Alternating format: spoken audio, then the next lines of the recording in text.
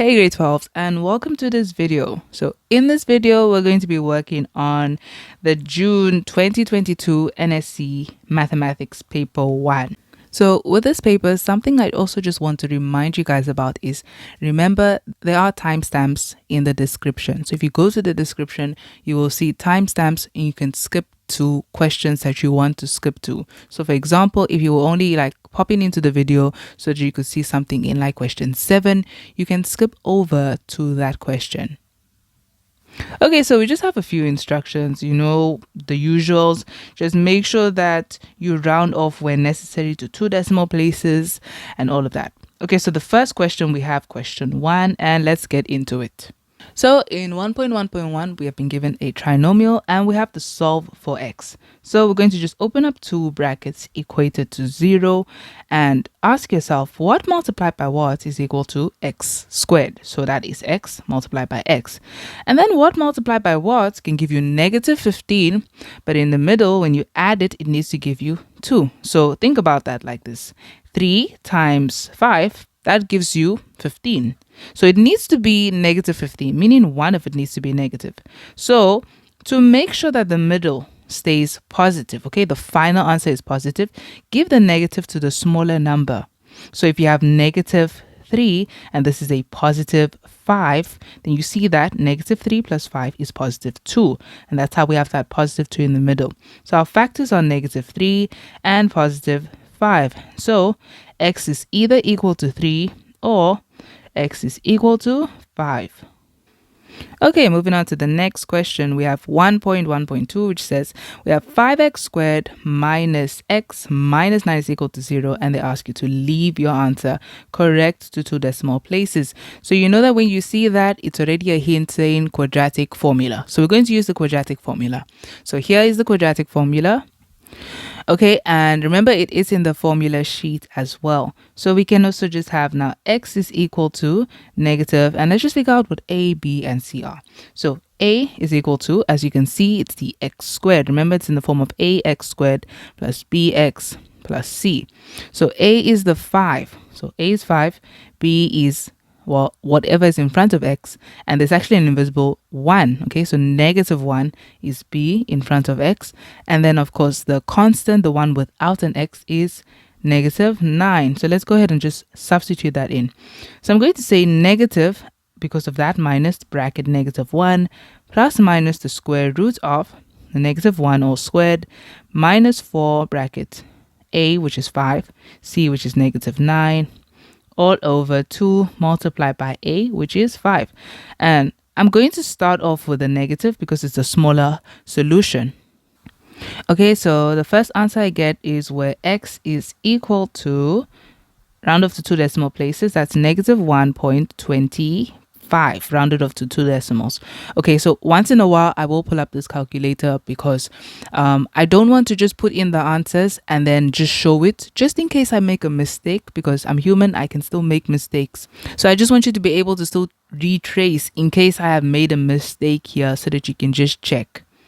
Or we're going to also have x is equal to, and I'm going to change that negative into a positive, so plus. And now we get 1.45 as well. So that rounds off to 2 decimal places.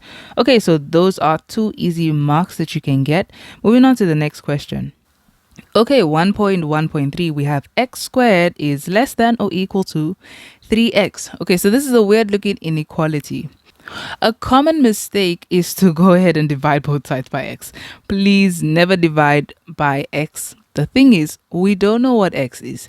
X could be anything. X could be 0. If you divide both sides by 0, if 0 is the denominator, this will become undefined. So don't divide both sides by x. What you can do is take this 3x over. So look at what we have. We're going to have x squared minus 3x is now less than or equal to 0, because that's what will be on the right hand side.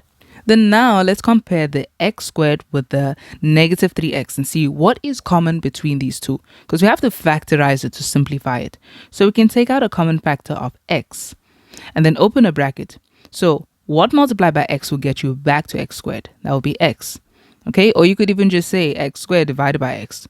Then I'm also going to say the second term, negative 3x divided by the x. Technically, I'm not dividing by the x. I'm just trying to find out what do I multiply to x to get back to this. It's just easier to say divided by. So negative 3x divided by x will just be left with a negative 3 is less than or equal to 0.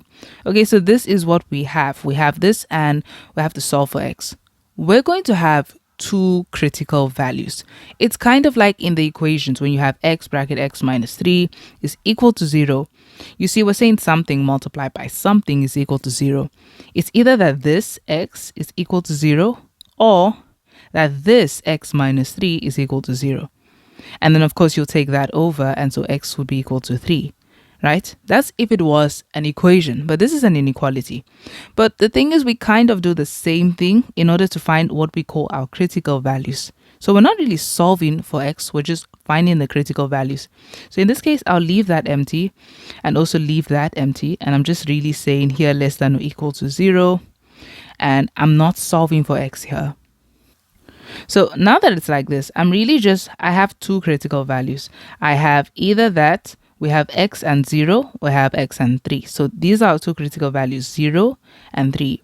Now, this is still a quadratic inequality, okay? So if you put it as a graph, it's going to form a parabola because it's a quadratic inequality or quadratic expression on this side.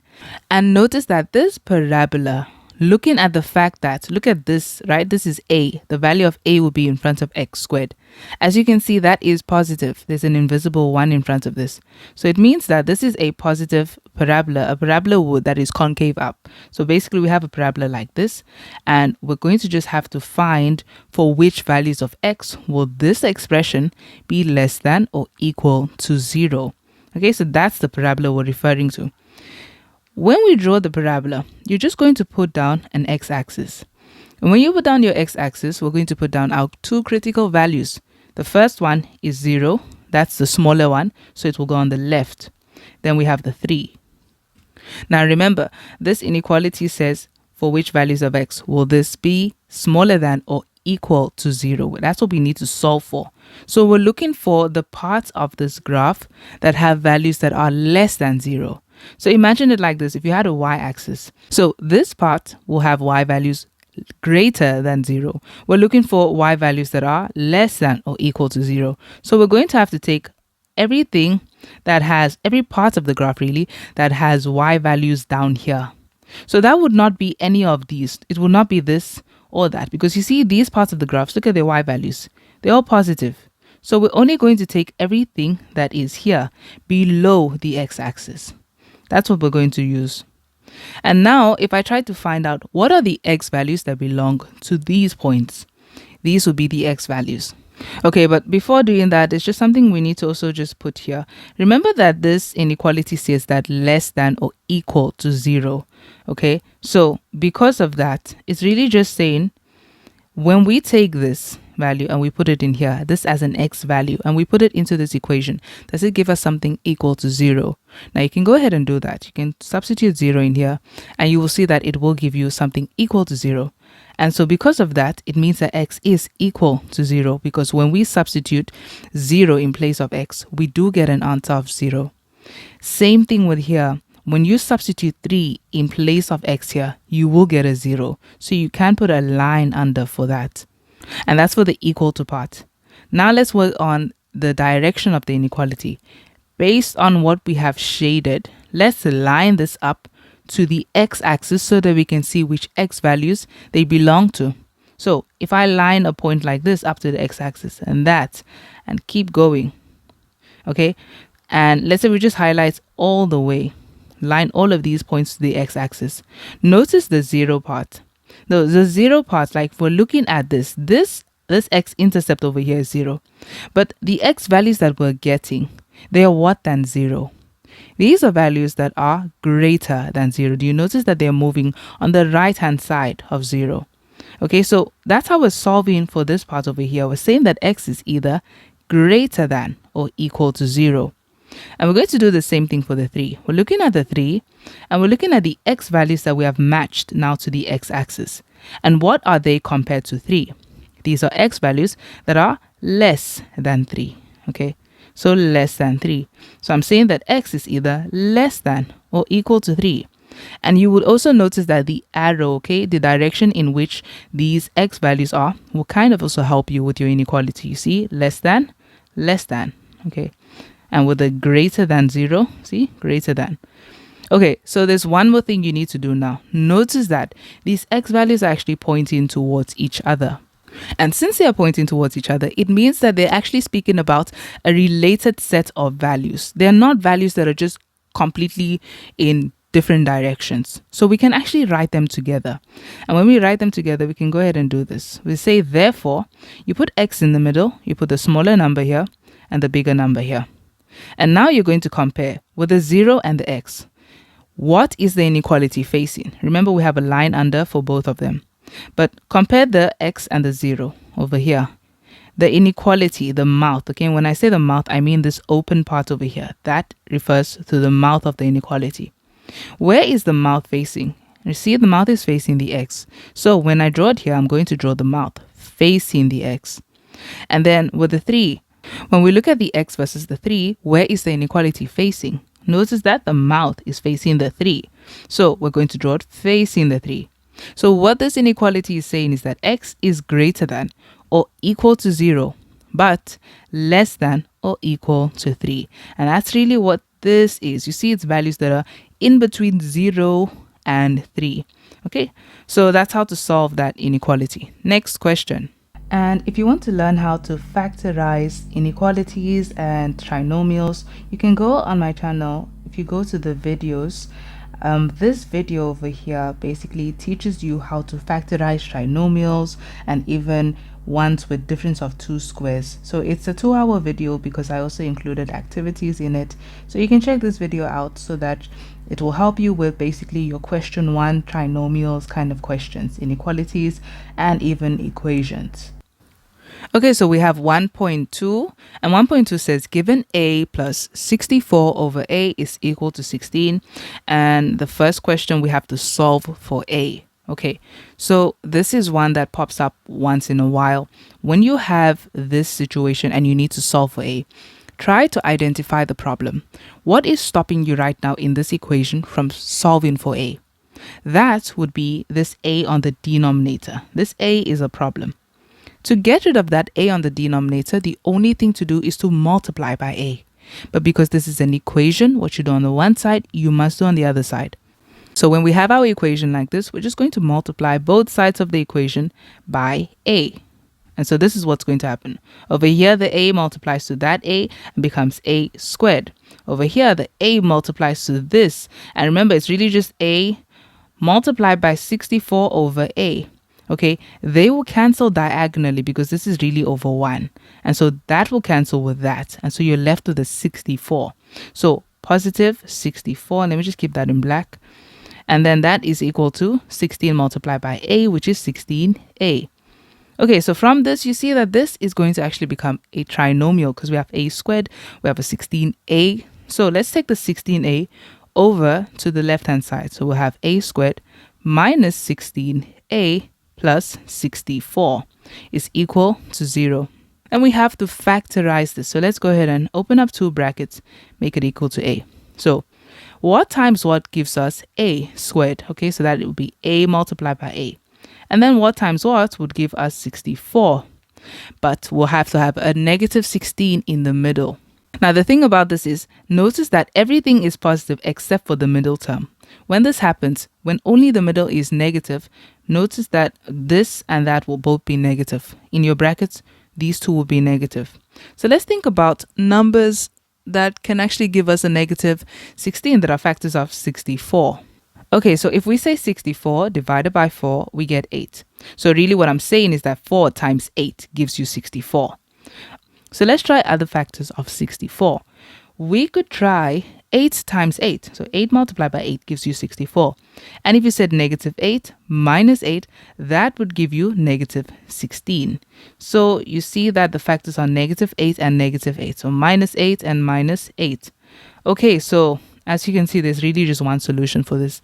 It's a minus 8. So a minus 8 is either equal to 0. Therefore, a is equal to positive 8. We have one solution. This is one root. It's just being repeated. And in terms of delta, we call these equal roots. Okay, so that was the first question. We've solved for a. Next question. Then the question following that is hence solve for x, and we have this exponential equation. So the fact they're saying hence, it already means that this has a lot to do with what we just solved for. So let's just keep that in mind. Okay, so if I have 2 to the power of x plus 2 to the power of 6 minus x is equal to 16. First thing you can do to make this much more simpler is to break up that. Okay, so that exponent, we can actually break it up. And when I say break it up, this is really what I mean. You see, if you said 2 to the power of x multiplied by 2 to the power of y, the rule of exponents basically tells you that if the bases are the same and you're multiplying, you need to add the exponents. So that will become 2 to the power of x plus y. So you see, when it's like this, you can separate it simply by saying this is going to be 2 to the power of x multiplied by 2 to the power of y. That's how this came about. So we're going to use that same rule. Okay, so it's really like the reverse of that. So we have just 2 to the power of x here, then plus, and when we separate this, it's going to be 2 to the power of 6 multiplied by, notice there's a negative x here, so multiplied by 2 to the power of negative x, okay, is equal to 16. Okay, so now focusing on this one, because that needs to be changed. That is going to, if you want it to become positive, this is a rule that you have to also remember. If you have 2 to the power of negative 1 and you want that exponent to be positive, currently this number is on the numerator. So it's really like 2 to the power of negative 1 as a fraction over 1. If you want that exponent to become positive, you need to move this entire number, the base and the exponent, to the denominator. And so when we do this, it becomes 2 to the power of positive 1. And then on the numerator, you have a 1, a placeholder of 1. Okay, so please do not see it as if they swapped places. They didn't really swap places. Okay, they don't swap. That 1 is still there just as a placeholder, as if it was the 1 that was in front of this 2 to the power of negative 1, that invisible 1. And there's a reason I'm saying it doesn't swap, because sometimes you may have something like this, and then people will say, okay, this becomes 2 over. No, it doesn't become 2 over 2 to the power of 1. They didn't swap. You see, this base does not have a problem. Its exponent is positive. It's an invisible positive 1. It wouldn't move to the numerator. All that would happen in this case is that this number would move to the denominator. So you would just have on the denominator, first this 2 to the power of positive 1, then now multiply by this one becoming a 2 to the power of also now a positive 1. And on top you would have that placeholder of 1. Okay, that invisible 1 in front of this number. Okay, so that is a very big difference. I just said that so that you don't make that mistake. Okay, so when we want to make that x positive, what we're going to do is we still have 2 to the power of x plus, and you see that these two numbers are being multiplied by each other. So you can kind of see them as if they're just together. And they're currently just together on the numerator. So if we look at it like that, what actually happens is this one does not have a problem. It's 2 to the power of 6. It's okay. The exponent is positive. So it will stay 2 to the power of 6 on the numerator. The one that goes to the denominator is this one. See, because they're one term together, they're being multiplied. So over, that now becomes 2 to the power of a positive x. Then is equal to 16. Now you're going to notice something here. Notice that 2 to the power of x and 2 to the power of x are being repeated. When you have an expression being repeated, you can use the letter k to replace this repeated expression. So what I can say is let k be equal to 2 to the power of x, so that this will be easier to solve. So we'll solve it as k first, then we'll go ahead and solve it as x. So in place of 2 to the power of x, I'm going to replace that with k. So I have 2 to the power of x, that is k, plus 2 to the power of 6. We can go ahead and just find out what that gives. And that is equal to 64, similar numbers to the previous one, over, and we have 2 to the power of x, which can just become k, is equal to 16. So if you see what's going on here and you look at this, it's exactly the same thing. You see a plus 64 over a, and then is equal to 16. Same situation. We just have the same problem now with k. So we need to get rid of the problem, which is this denominator of k, by multiplying both sides of this equation by k. So multiply by k and multiplied by k. And this is what we're going to have. We're going to have a k squared, and then of course when that multiplies, the k's cancel on the denominator, and we have a positive 64 is equal to 16k. Taking the 16k over again, so k squared minus 16k plus 64 is equal to 0. And now we don't have to think about the factors, because you saw the previous one, those factors were really just a minus 8, a minus 8. So this one is going to be k minus 8 and k minus 8. So it just means that k is equal to 8. And now we can go ahead and solve for x. So k, we replaced k with 2 to the power of x. So let's put it back. So k is now 2 to the power of x, which is now equal to 8. And this is an exponential equation. The whole goal of an exponential equation is to make the bases the same.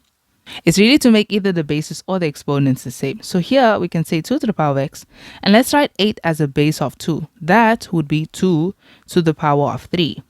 And so you see the bases are the same. It therefore means that the exponents are equal. So x is equal to 3. And that is our solution. Okay, so that is it. Hence, we solved for x. Moving on to the next question. Then the next question, 1.3, we have, without using a calculator, calculate the value of this. Okay, so with this kind of question, you see that on the numerator, you have two terms inside this square root. And then on the denominator, you just have one term. Weirdly enough, we have a 17, which is a prime number. So, we can't really multiply this and actually get a number on the calculator. So the goal here is to get 2 on its own, to make that become one term on the numerator. And this on the denominator is already one term. So we can go ahead and do that by taking out a common factor on this numerator. So what's common between 2 to the power of this and that? It will obviously be the smaller number that is common. So this is what we can do.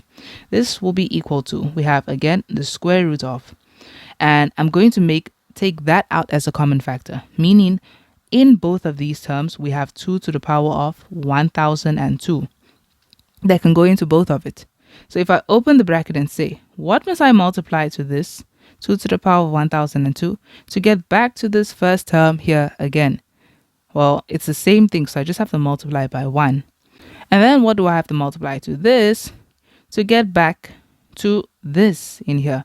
Okay, a way of looking at that is by saying this 2 to the power of 1006 divided by 2 to the power of 1002.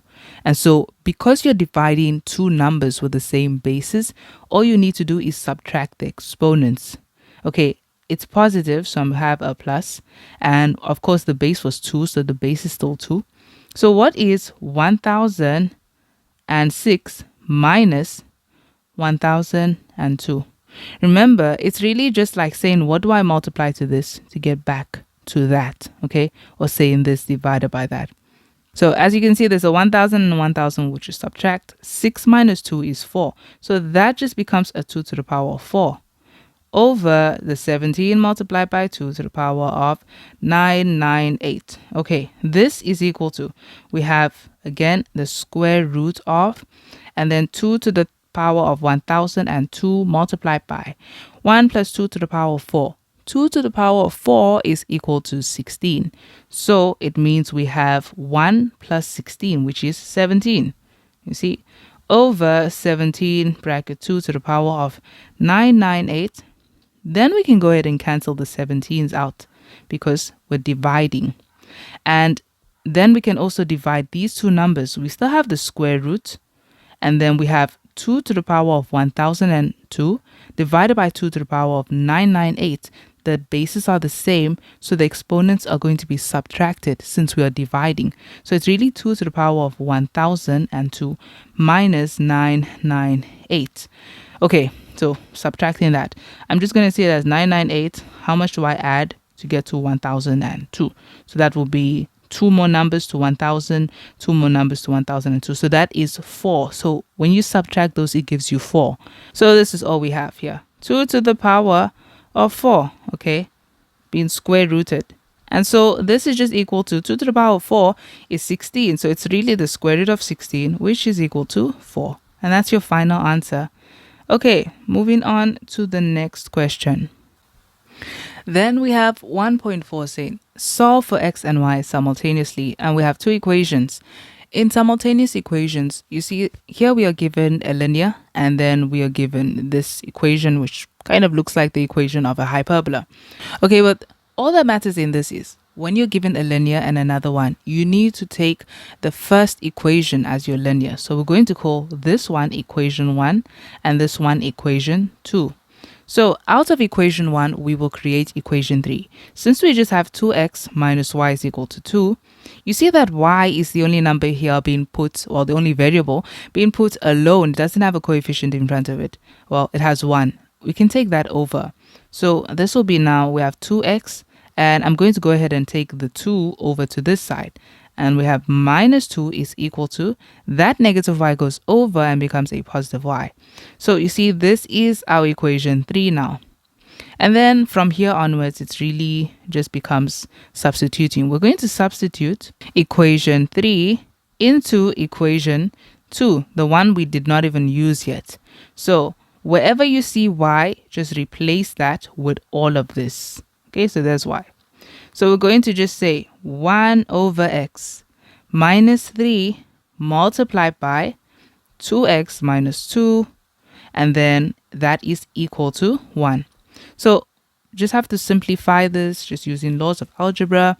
We have 1 over x, and we have minus, and I'm going to multiply this in. That's going to be a minus 6x, and multiply that in. Negative 3 times negative 2 is positive 6 is equal to 1.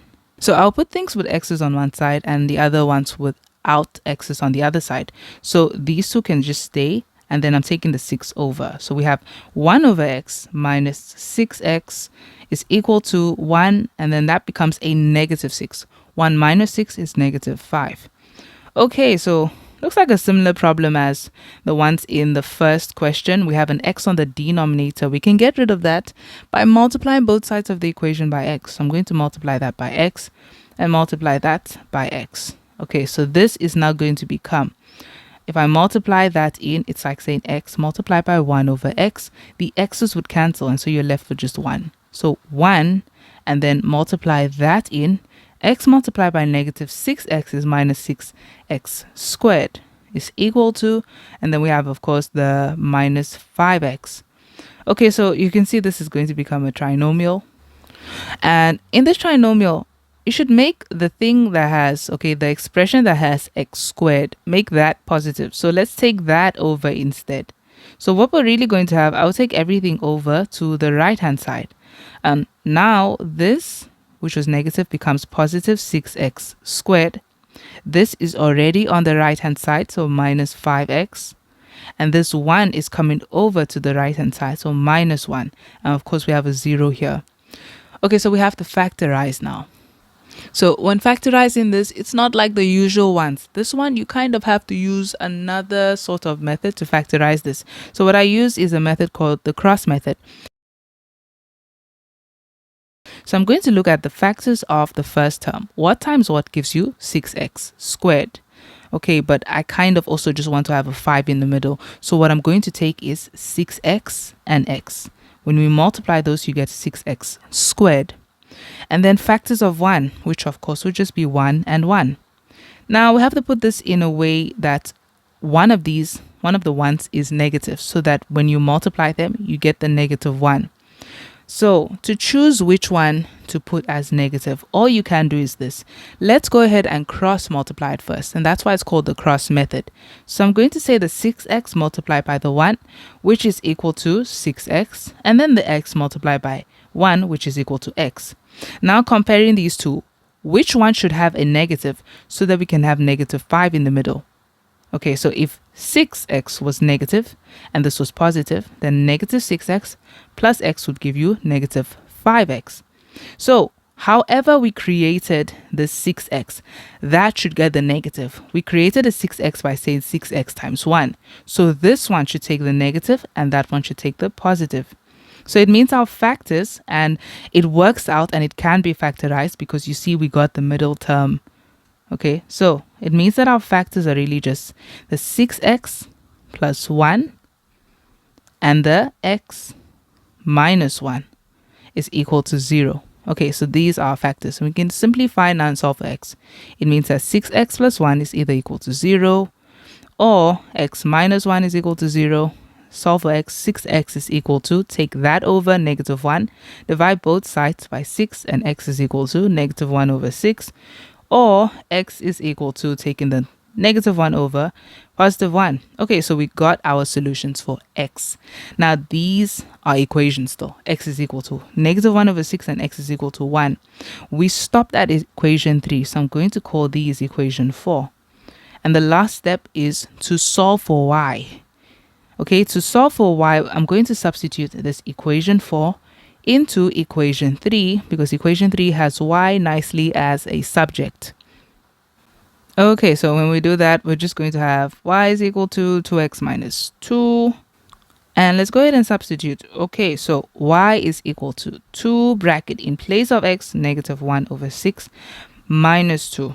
Okay, y is equal to, if you multiply this, you can go ahead and do it on the calculator.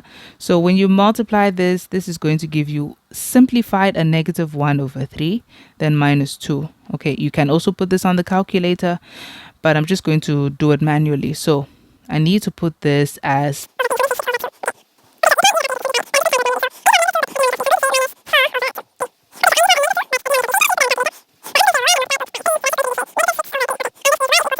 that is really just negative 7 over 3.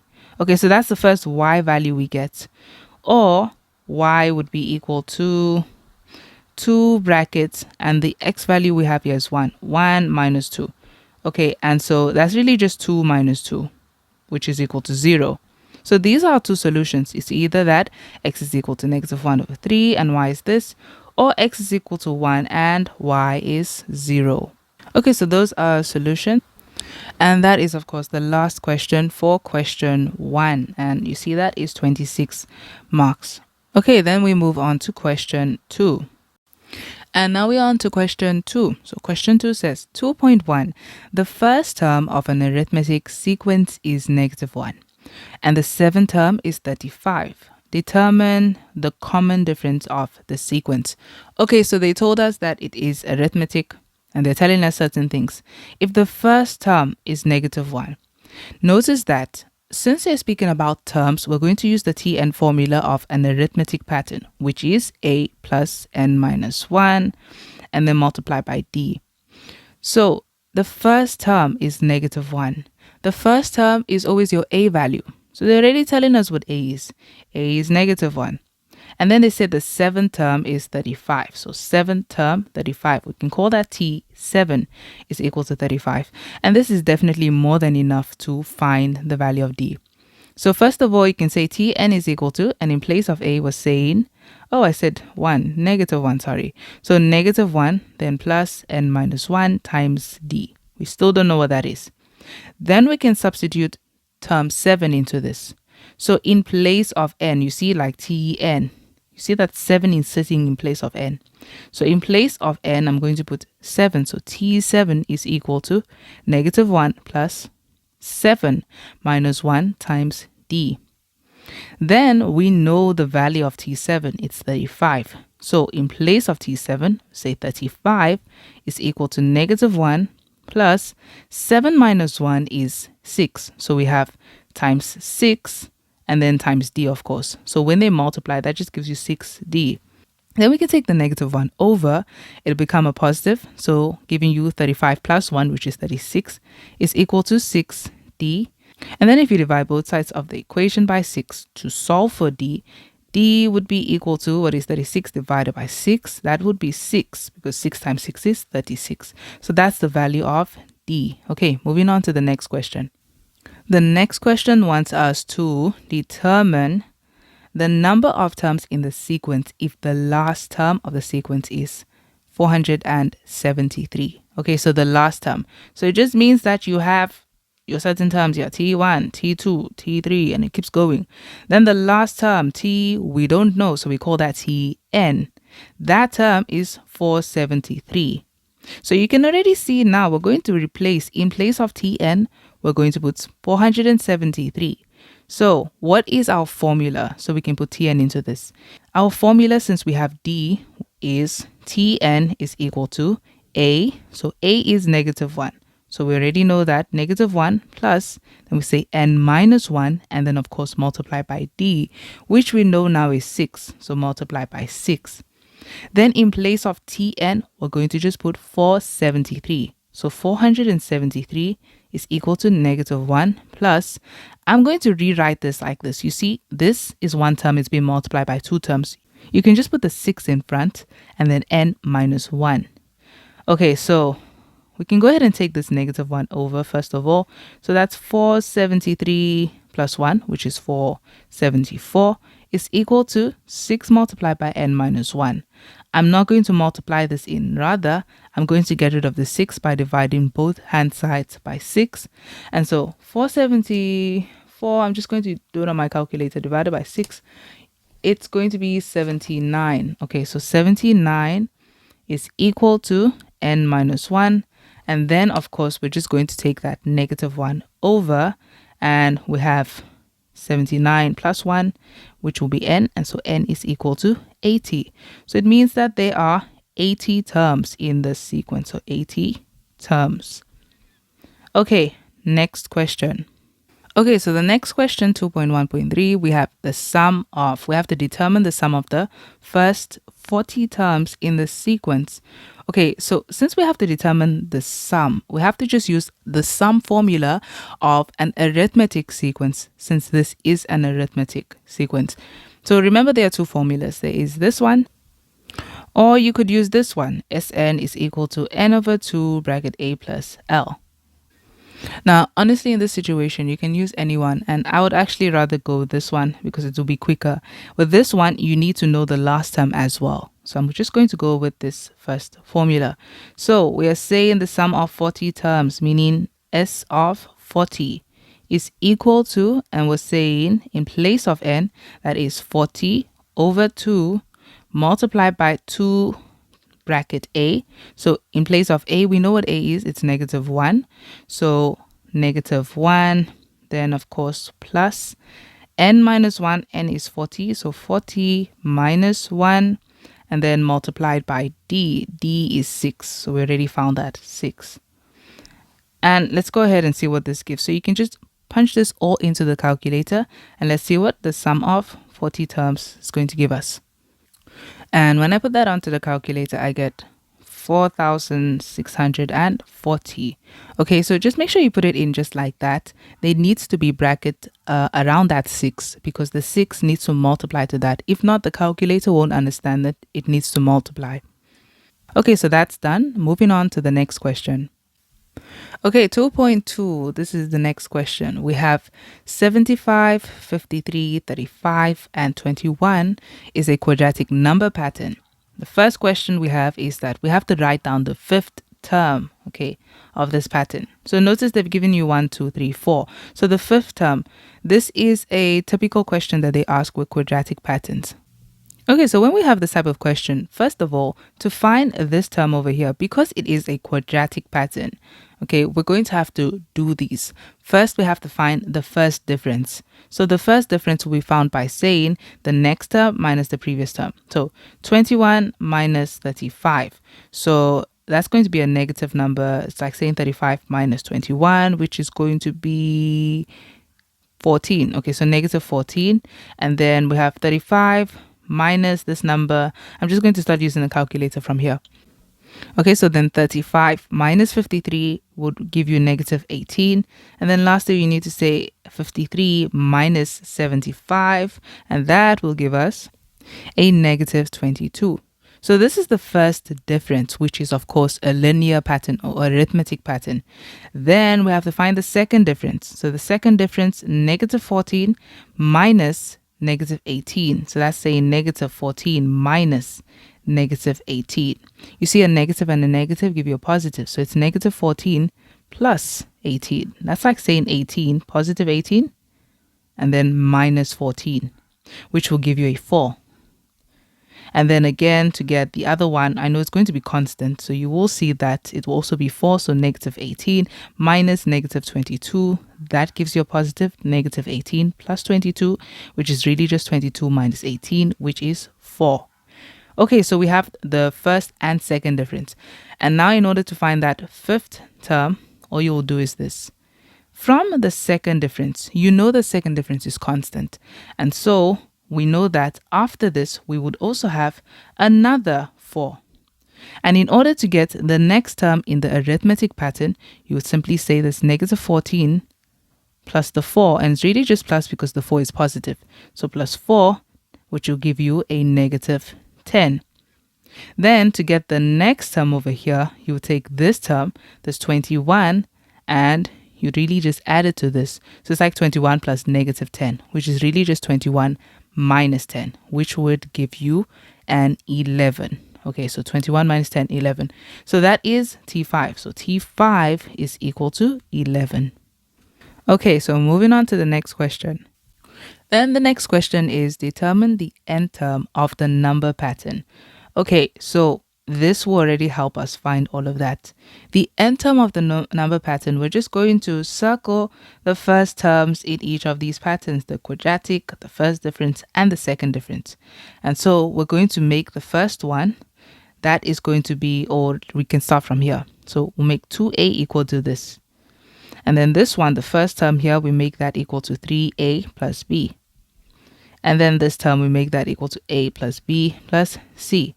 So to solve for that, okay, to solve for a, we'll say the 2a being equal to the 4.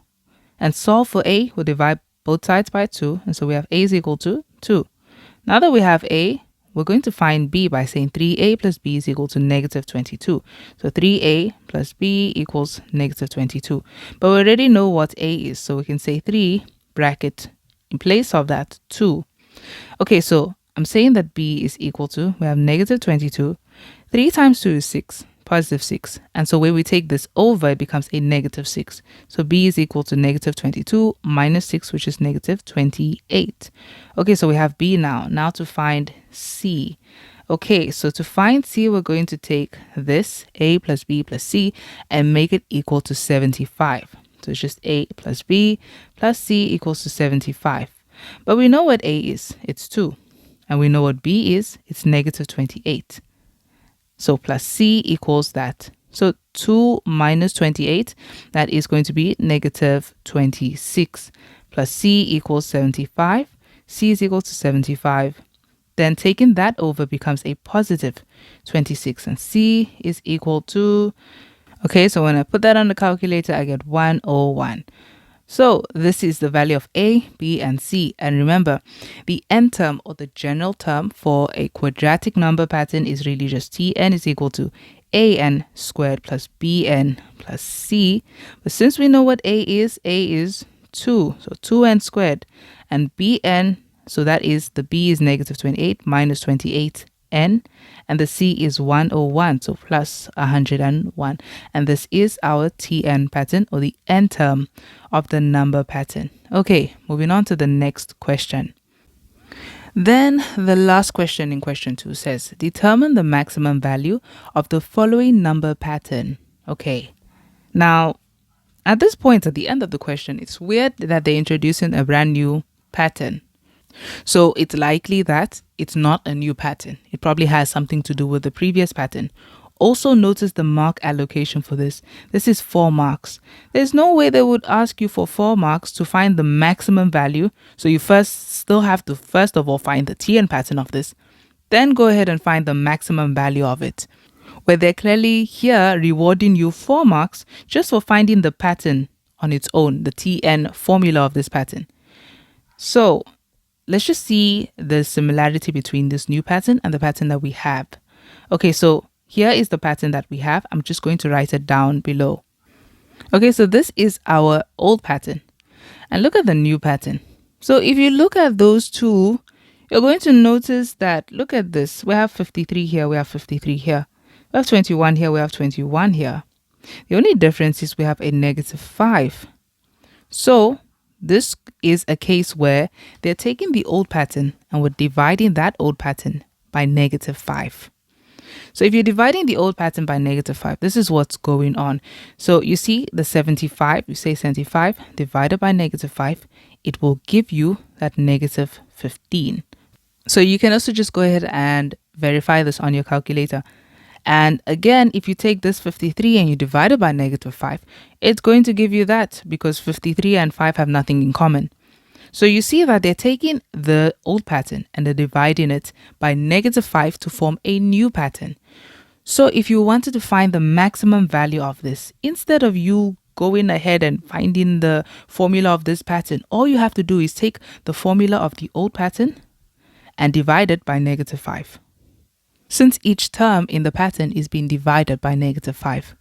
So I'm taking this pattern, Tn is equal to the 2n squared minus 28n plus 101, and I'm going to divide it by -5. And let's see what we get now. So our new pattern Tn is now equal to, we have this divided by -5.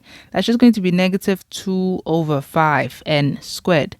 And then -28n divided by -5 is it's positive, 28/5n. And I'm just simplifying it like that because they clearly have nothing in common. And 101 divided by -5 is -101/5. Okay, this is the new pattern divided by -5. So now all we have to do is find the maximum value of this pattern. Okay, so remember this pattern as a graph, it's really a parabola. And if you look at this parabola, imagine this was x and that was x. If we have this as a parabola, you see that the coefficient of n squared or x squared is negative. So it means that your parabola looks like that. And it makes sense that it looks like that. That's why they're asking for the maximum value. Okay, because this type of parabola, you see that at the turning point, this will be the highest value it will have, the highest y value. That would be your maximum. So we have to find that y value. So it's really like looking at it like this. It's like this is the graph and we have to find that y value. But in order to find the y value, we need to find the x value first belonging to that. And in order to find that, you can either use calculus, or if maybe you're watching this video at a point where you guys have not really been taught calculus, you can also use this formula. So you can say x is equal to -b/2a. Okay, so we're going to use this and we're going to substitute this into here.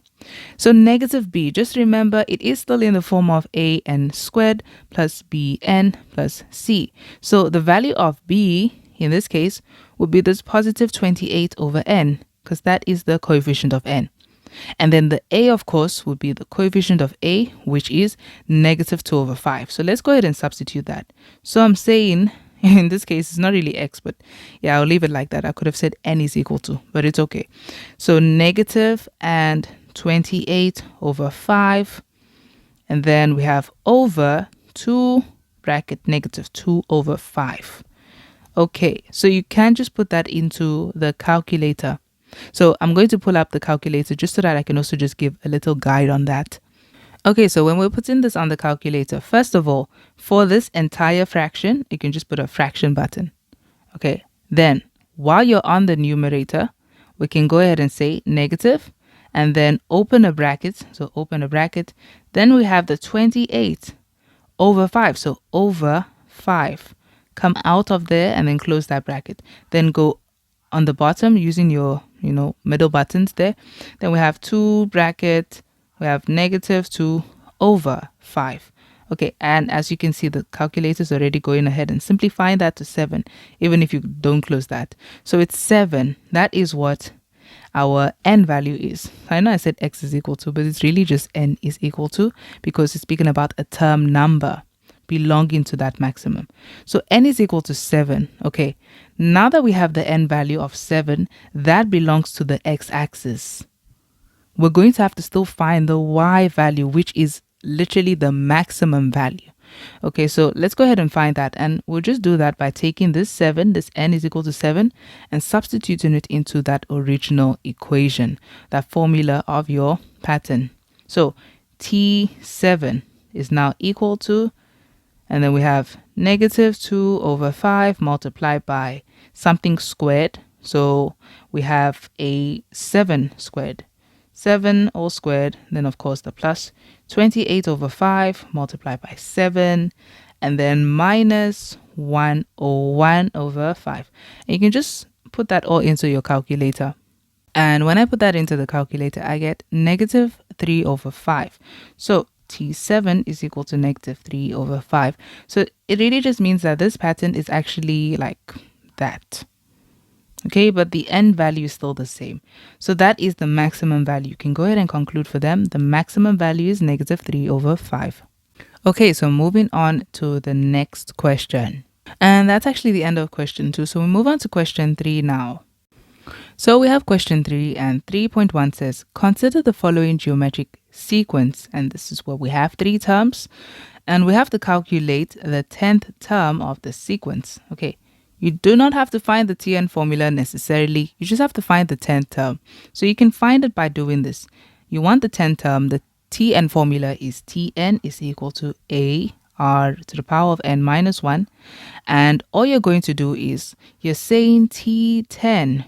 Okay, you want the 10th term is equal to a. What is the value of a? It's the first term, which is 1024. So 1024 multiplied by r. Okay, to find your r, you're just going to say next term minus previous term. So you can also just say T2 divided by T1, but you know, that looks simpler. So 64 divided by 256, and that is going to give us, and then we just see, and that gives us 1 over 4. So it's just 1 over 4 raised to the power of n minus 1, and n is 10, so 10 minus 1. So if you put this onto the calculator, you're going to get your T10, which is of course 1 over 256. Okay, so that is the 10th term of the sequence. Moving on to the next question.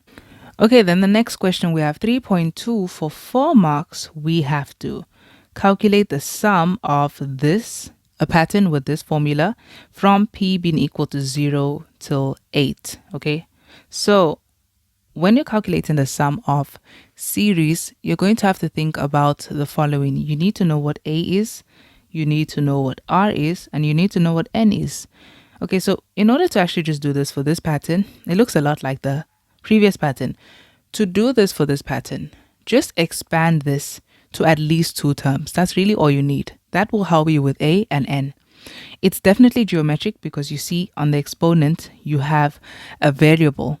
Okay, so the first term, we're just going to take, if we take 256 multiplied by 4 to the power of 1 minus, and they are starting where p is equal to 0. So if you put 0 there, what do we get? And you see, you get the same thing as the previous one. The first term is 1024. And so of course, the next term you can already expect is going to be that. You can also go ahead and try. So after p being equal to 0, p will be equal to 1. Which of course you see the second term is 256. So you can see everything is really the same. It was just put in a different way. It was simplified differently. So everything is the same. It means that R of course will also be 1 over 4. And so A is also 1024 as the first term. Now the only thing to actually think about is when you're calculating the value of N. So to find the value of N, N is going to be, you need to say the top minus the bottom plus 1. That is the rule for N always. And so if we do that, you see that's going to be 8 minus 0 plus 1. Okay, top minus bottom plus 1. And that is equal to 8 minus 0 is 8 plus 1, which is 9. You have to do that because if not, you're going to ignore the fact that p is equal to 0 is a term. So you have 0, 1, 2, 3, all the way to 8. This is also a term. So they're not 8 terms, they're actually 9 terms, including p equals 0. Okay, so now this is enough information to actually find what we need. So I'm going to use this formula, Sn is equal to, and we have A multiplied by 1 minus r to the power of n over 1 minus r. You can use the other formula. I just like to use this when I say that the r value is less than 1. So we have is equal to, and we have A, which is 1024, 1 minus our ratio is the 1 over 4. So we have 1 over 4 raised to the power of how many terms? 9 terms. All over 1 minus, and then we have 1 over 4. Okay, so you can go ahead and just sub that into your calculator. This will tell you S of 9 terms.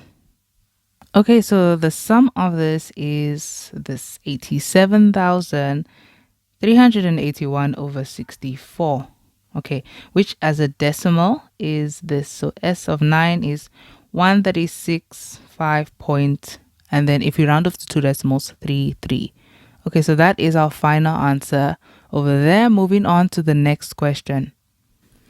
Okay, so then the last question in question 3 says, the first two terms of a geometric sequence are, we have this negative t squared minus 6t minus 9, and then this, as we can see, is a cubic function, and over 2. And we have to determine the values of t for which the sequence will converge. Okay, values of t for which the sequence will converge. For a sequence to converge, your ratio needs to be greater than -1 but less than 1. So the next thing we'll have to do is really just find this ratio so that we can go ahead and say it's greater than -1 but less than 1 and solve for that inequality. So how do we find the ratio? If this is, they said this is the first term, the first two terms, first term, and this is the second term. The only way to get the ratio is to say T2 divided by T1. That's what we'll have to do. But if you look at T2 and T1, they look weird right now. So we're going to have to simplify those two so that we can actually properly divide them. Okay, let's start with T1. So T1 is equal to this, negative t squared minus 6t minus 9. How do we simplify this? It is a quadratic expression, and since it's a quadratic expression, we can factorize it. But in order to factorize this, we can start off by taking out a negative as a common factor, just so that this t squared can be positive. So we can have negative out as a common factor. It's kind of like taking out -1. Open a bracket, and so let's say negative t squared divided by the negative will give you a positive t squared. Remember, it's like saying, what do I multiply to this -1 to get back to negative t squared? And you multiply that by t squared. Okay, but I like to divide. It just makes it look easier. Then negative 6t divided by that -1 will give you a positive 6t. And then -9 divided by that negative will give you a positive 9. Okay, so now that it looks like this, that looks so much better. We have the negative and we can factorize that now. So that is t multiplied by t, which gives you the t squared. So we need factors of 9 that can give us 6, and everything is positive. So that can be positive 3 and positive 3. Because if you say 3 plus 3, it gives you 6.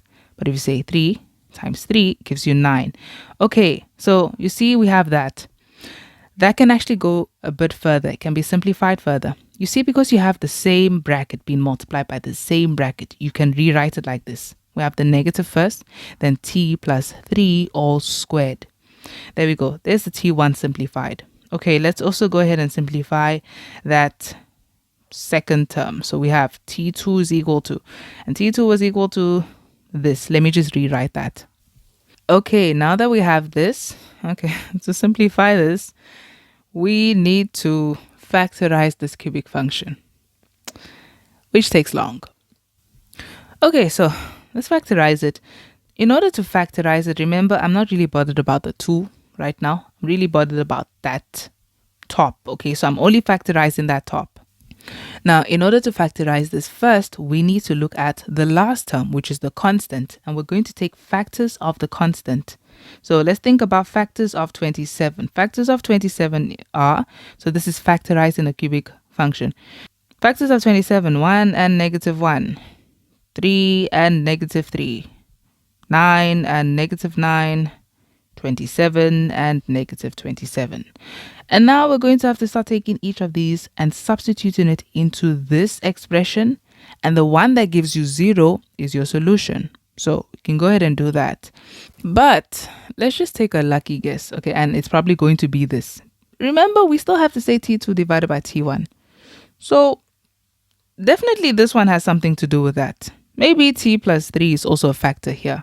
Okay, so if T plus 3 is a factor, it would mean that the factor, the number that would work here, okay, these are really like solutions. The number that would work here is if you say T plus 3 is equal to 0 and you took 3 over, okay, T being equal to negative 3. Let's try negative 3. If we substitute negative 3 into this and it gives us 0, then it would mean that T plus 3 really is a factor. Okay, so I substituted this negative 3 into this equation and I got 0. Okay, so it means that this is one of the solutions. And so that will really just mean that as a factor, what we have as a factor is T plus 3. Okay, so if negative 3 worked, it just means that this is one of your solutions for T when you make y equal to 0. Okay, so it's like taking that negative 3 over, that positive 3, over the equal to sign. So T is equal to negative 3 over here. But as a factor of this cubic function, we have T plus 3. Okay, so if this is a factor, let's just factorize the rest of this and see what this is going to give us. Okay, how we factorize this, you're going to draw an L, the letter L, backwards. So like that. And now that we have that, over here, you're going to put the roots that worked, which was the negative 3. So negative 3 goes here. And then inside here, you're going to put the coefficient of your cubic function. So here, where we had t cubed, the coefficient of t cubed was an invisible 1. So we have 1 here. And then the coefficient of t squared is the positive 9. So we have a positive 9 here. Coefficient of t is the positive 27. We have a positive 27. And lastly, the coefficient, well, the constant is just 27. So positive 27. Then to factorize this, you're going to drag down the 1. And now you're going to say this 1 multiplied by negative 3, which gives you negative 3. We put that up here. The negative 3 plus 9, which gives you positive 6. So positive 6 over here. Then 6 multiplied by negative 3, which gives you negative 18. Then negative 18 plus 27. So if you say 27 minus 18, that gives you 9, positive 9. Then this positive 9 multiplied by negative 3, which gives you negative 27. And negative 27 plus 27 gives you 0. You should always end with 0 here. If you don't end with 0, then it means something must have went wrong with your calculations. Okay, so this is what we're going to have. Remember that t plus 3 is already a factor in this term too. T plus 3. Then the other factors, okay, of this cubic function when it's factorized is going to look like this. So we're going to have these numbers here, these are your solutions. They would be the coefficient of t squared, t, and your constant. So this is really just going to be 1t squared in this bracket, but we can just call that t squared. And then we have a positive 6t, so positive 6t, and then the constant is just a positive 9. If you simplify this further, we have t plus 3. If we factorize that, that's going to just be, again, as you can see, we already had that. We factorized this at the beginning, and you saw that it gave us t plus 3 and t plus 3. So that's really what it gives you, t plus 3, t plus 3. Okay, so we have 3 factors being multiplied, and they're all the same. You can simplify this to t plus 3 all cubed. Okay, so that's what that simplifies to. So it means that term 2, remember, is still being divided by 2. So term 2 is really just term 2 is equal to all of that factorized t plus 3 all cubed over 2. That's what term 2 is. Okay. Now that we have term 1 and term 2, so this is term 1, that's term 2. The whole goal of this was to find out the values of t for which the sequence will converge, and so we needed to find r. So to find r, remember we say t2 divided by t1, and that's what we're going to continue with. So term 2 divided by term 1 to find the ratio. Term 2 is of course this, so we're saying t plus 3 all cubed over 2. Okay, and now since we have to divide it by something, I'm not going to now say over, since this is already a fraction. So I'm going to say divided by, and we're dividing it by this. So negative bracket t plus 3 squared. Okay, so just a bit of simplifying. We have t plus 3 all cubed over 2. When you are dividing, there's a rule called tip and times. So you're going to look at the second term, and that is really a fraction. You need to make it a fraction. Since it's not a fraction, we're going to put it over 1. What you're going to do is you're going to tip this one, meaning swap the numerator and the denominator. So now this becomes 1 over this negative bracket t plus 3 or squared. And then you're going to change this division to a times. That's why it's called tip and times.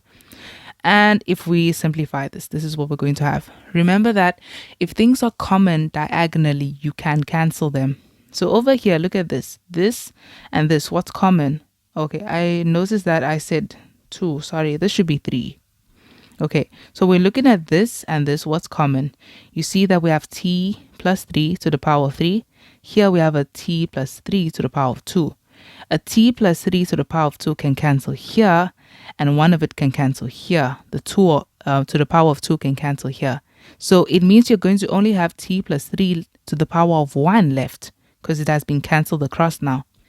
So this will be equal to, the ratio is really just, we have the t plus 3 to the power of 1 being multiplied by 1. Anything times 1 stays the same. So we just have t plus 3 over, here we have a 2, and then we still have a negative outside that bracket. This has already been cancelled. So remember, in front of every bracket, there's actually an invisible 1. So that is 2 times negative 1, which is negative 2. This is our ratio. And now that we have the ratio, to find out the values for which it will converge, we just have to make the ratio greater than negative 1 but less than 1. So we are saying r, which is this, so it's the t plus 3 over negative 2, needs to just be greater than negative 1 but smaller than 1. Okay, let's solve for this. To solve for t, we first have to get rid of this negative 2. So to get rid of this negative 2 as a denominator, you can multiply both hand sides by negative 2. But remember, when you divide or multiply by a negative number in inequalities, it will cause the sign to change. So negative 2 times negative 1 is positive 2. Then the sign changes and faces the other direction. Then this negative 2 is gone. So t plus 3, that sign changes because you multiply by negative, that becomes negative 2. Okay, so we will fix the inequality. It's not facing the right directions right now. Then we have a plus 3, so we're taking that over. But remember, this is really two inequalities. What you do on the one side, you do on the other side. So we're going to take that over, really. It's like on both sides. So we're saying the t here, the 2, then we have positive 3 coming over, becoming a negative 3. And we have t in the middle now. And then that sign, negative 2, the positive 3 comes over and becomes a negative 3. Okay, so finally we have t. 2 minus 3, we have that sign is negative 1. And then again, negative 2 minus 3 is negative 5. Now you just have to write it correctly because the inequalities do not look like that. They don't face that way. They always face the other way. And so you do this by putting t in the middle. The smaller term should be here, the smaller value, which is negative 5. And the bigger one should be here, which is 1. And so now when you look at the negative 5 versus the t, negative 5 versus the t, the mouth is facing the t. So you have to draw it in the same way the mouth is facing the t. And when you look at the t versus the negative 1, the mouth needs to face the negative 1. So the mouth needs to face the negative 1. Sorry about that again. Okay, so that is your answer. It means that t is greater than negative 5 but less than negative 1. That would be the values of t for which that sequence or series will converge. Okay, so that is it for question 3. That's the last question. Moving on to question 4. Then question 4 we have the graph of g of x is equal to a bracket 1 over 3 to the power of x plus 7 passes through the point negative 2 and 10. We have to calculate the value of a. Okay, so to find the value of a, they've given you a point. So just go ahead and substitute this point into this equation. Negative 2 will be your x value and 10 will be your y value. Okay, so we're saying in place of y, which is g of x, we're putting 10. 10 is equal to, and we have a bracket, the 1 over 3 raised to the power of x, and x is negative 2. Then we have plus 7. Okay, so if you put on your calculator 3 to the power of negative 2, you will see that you're going to get a positive 9, okay, as your answer. So it's really just 10 is equal to, we have a being multiplied by, and the reason why is really because this is negative. When you multiply, we have 1 over 3 raised to the power of negative 2. When you're multiplying this into this number, you know that this exponent has a natural exponent of 1. This number, sorry, has a natural exponent of 1. So does this. This needs to multiply into both exponents. So it's really 1 to the power of negative 2 over 3 to the power of negative 2. Since the exponents are negative, to make it positive, you would take the 1 to the denominator and you would take this to the numerator. So that's 3 to the power of 2 now over 1 to the power of 2. 3 to the power of 2 is 9. 1 to the power of 2 is just 1. So that's 9 divided by 1, which is 9. So we have 9 and then, of course, plus 7. Then we can go ahead and say we finally have a multiplied by 9, which is 9a. But I'm going to take the 7 over. So that is 10 minus 7 is equal to 9a. And so that is 3 is equal to 9a. Divide both sides by 9. So a is equal to 3 over 9, sorry, which will give you 1 over 3 if you simplify that. So 1 over 3 is your value for a. Then we have calculate the coordinates of the y-intercept of g. So to find the y-intercept, you're always just going to make your x value equal to 0.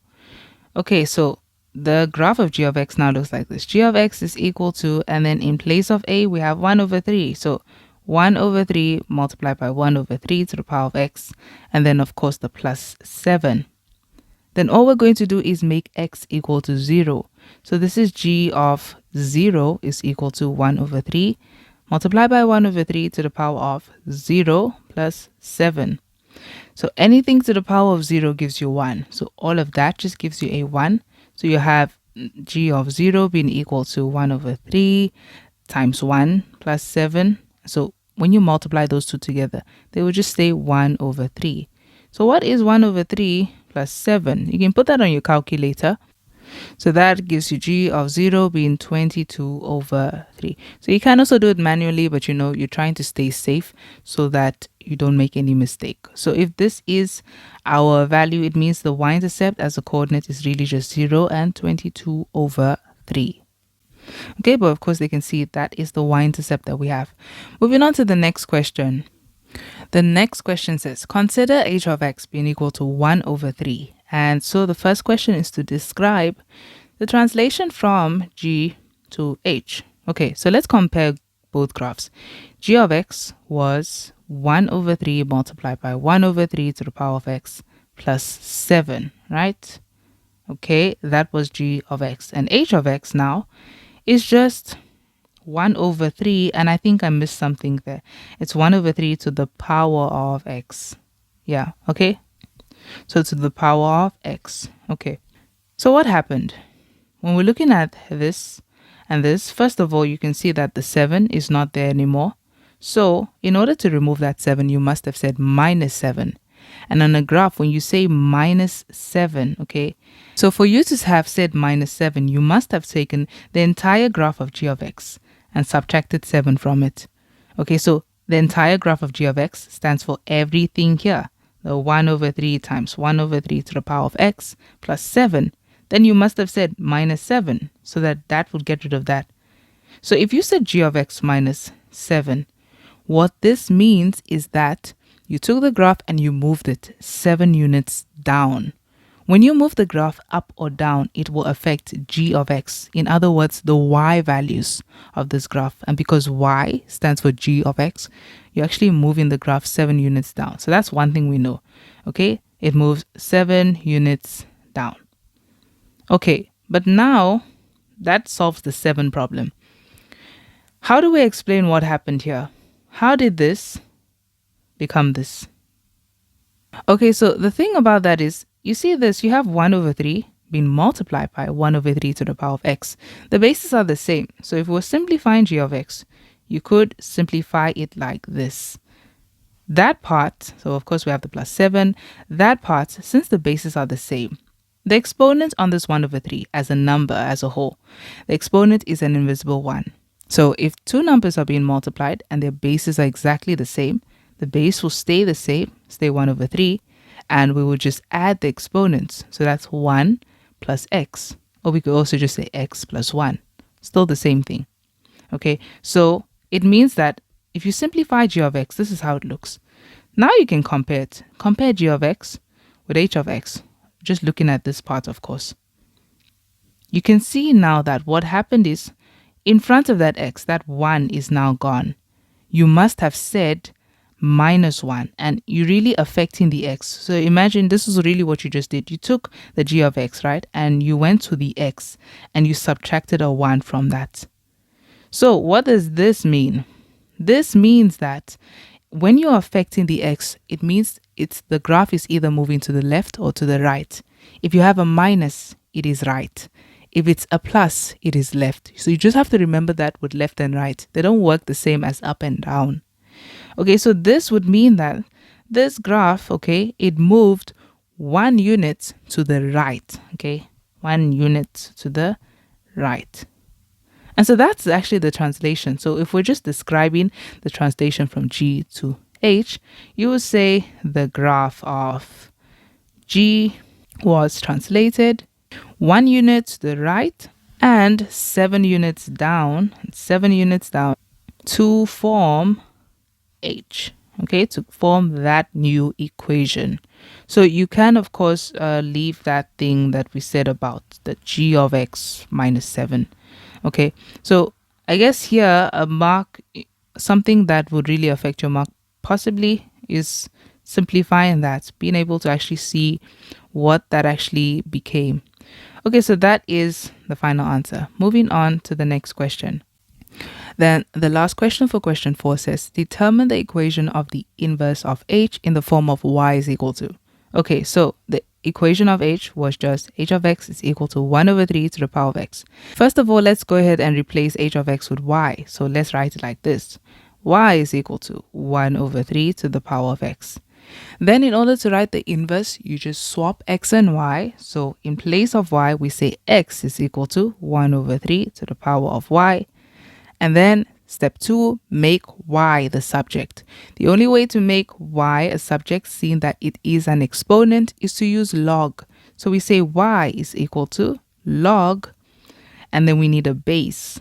So the base is just the number carrying the exponent, which is 1 over 3. So the base is 1 over 3.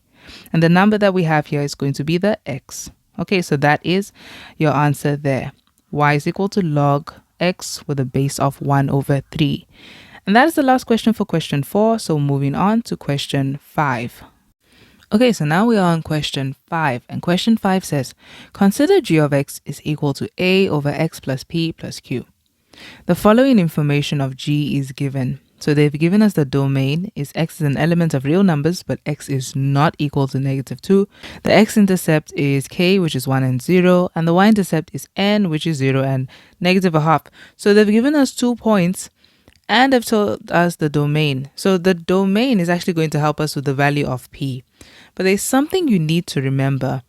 The general equation of a hyperbola is y is equal to a over x minus p plus q. Then by them telling us that x is not equal to -2 as part of the domain, that is them telling us the value of p. Okay, so the range would be y is an element of real numbers where y is not equal to whatever the q value is. Okay, the domain is x is not equal to whatever that p value is. So it means that p is actually -2. But I'm going to substitute it into this equation, not that, because this equation can be misleading. You see that you have an x plus p here, but the original equation of it is supposed to have an x minus p. If you had taken that and just put it in like that and you end up having a -2, you will see that x minus 2 is not what you should have here, because as you can see, you have an x plus 2 here. And that's the reason why, because you're supposed to really use this as your general equation of a hyperbola. it is y is equal to, or in this case g of x is equal to a over x minus. Then we know now the value of p is actually negative 2. That's the value of p. So minus negative 2 and then plus q. And so you see, if you simplify that, we have g of x is equal to a over, and that now becomes x plus 2 because of the minus times minus, and then plus q. Okay, so just be careful with that. Remember the general form of a hyperbola. Then they've also given us other coordinates to help us. So they give us 2 coordinates. Let's use them. So first of all, we're going to substitute the x-intercept, which is k. So we have k, which is the 1 and 0. This will be our x value, and that's our y value. So I'm going to substitute it into this equation. So g of x is y. In place of g of x, I'm putting 0. So 0 is equal to a over, and then we have in place of x, that is 1. So 1 plus 2, and then plus q. That will give us 0 is equal to, we have a over 3 plus q. So this is the first equation we get. You're going to see that we'll have 2 equations. They've given us 2 points and 2 things are missing, a and q. And we're going to go ahead and substitute this other point, n.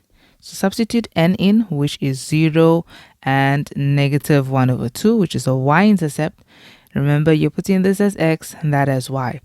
Okay, so we're saying negative a half is equal to a over, in place of x, x is 0. So 0 plus 2 and then plus q. Okay, then we have negative a half. We have a over 2, because that becomes 2. A over 2 and then plus q. So nicely we see that q and q are actually left alone as they are in their equations. So we can make q the subject here. So I'm going to make q the subject by taking this over. And so if you take it over, it becomes negative. Negative a over 3. So the fraction is negative, is equal to q. Okay, then in this one, we're going to take this over. Okay, so we have negative a half, and that becomes negative. So minus a over 2 is equal to q. Then I can go ahead and say this can actually subtract. The denominators are the same. When you are adding or subtracting fractions, the denominator must stay the same. So I'm going to keep the denominator the same. And now I'm going to say this negative 1 minus a, and the denominator stay the same. So that's just minus 1 minus a is equal to q. So you see we have an equation for q and an equation for q. So we can go ahead and say that q is equal to q.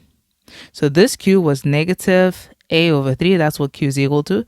Negative a over 3 is equal to negative 1 minus a over 2. And all we have to do now is just solve for a.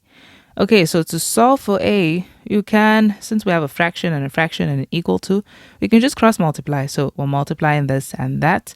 Remember, when you multiply this, the 3 needs to multiply to the 1, the negative 1, and the negative a. So when it happens, when you say 3 times negative 1, you get negative 3. 3 times negative a, we get negative 3a is equal to, and then these also need to multiply across. Negative a times 2, which is going to be negative 2a.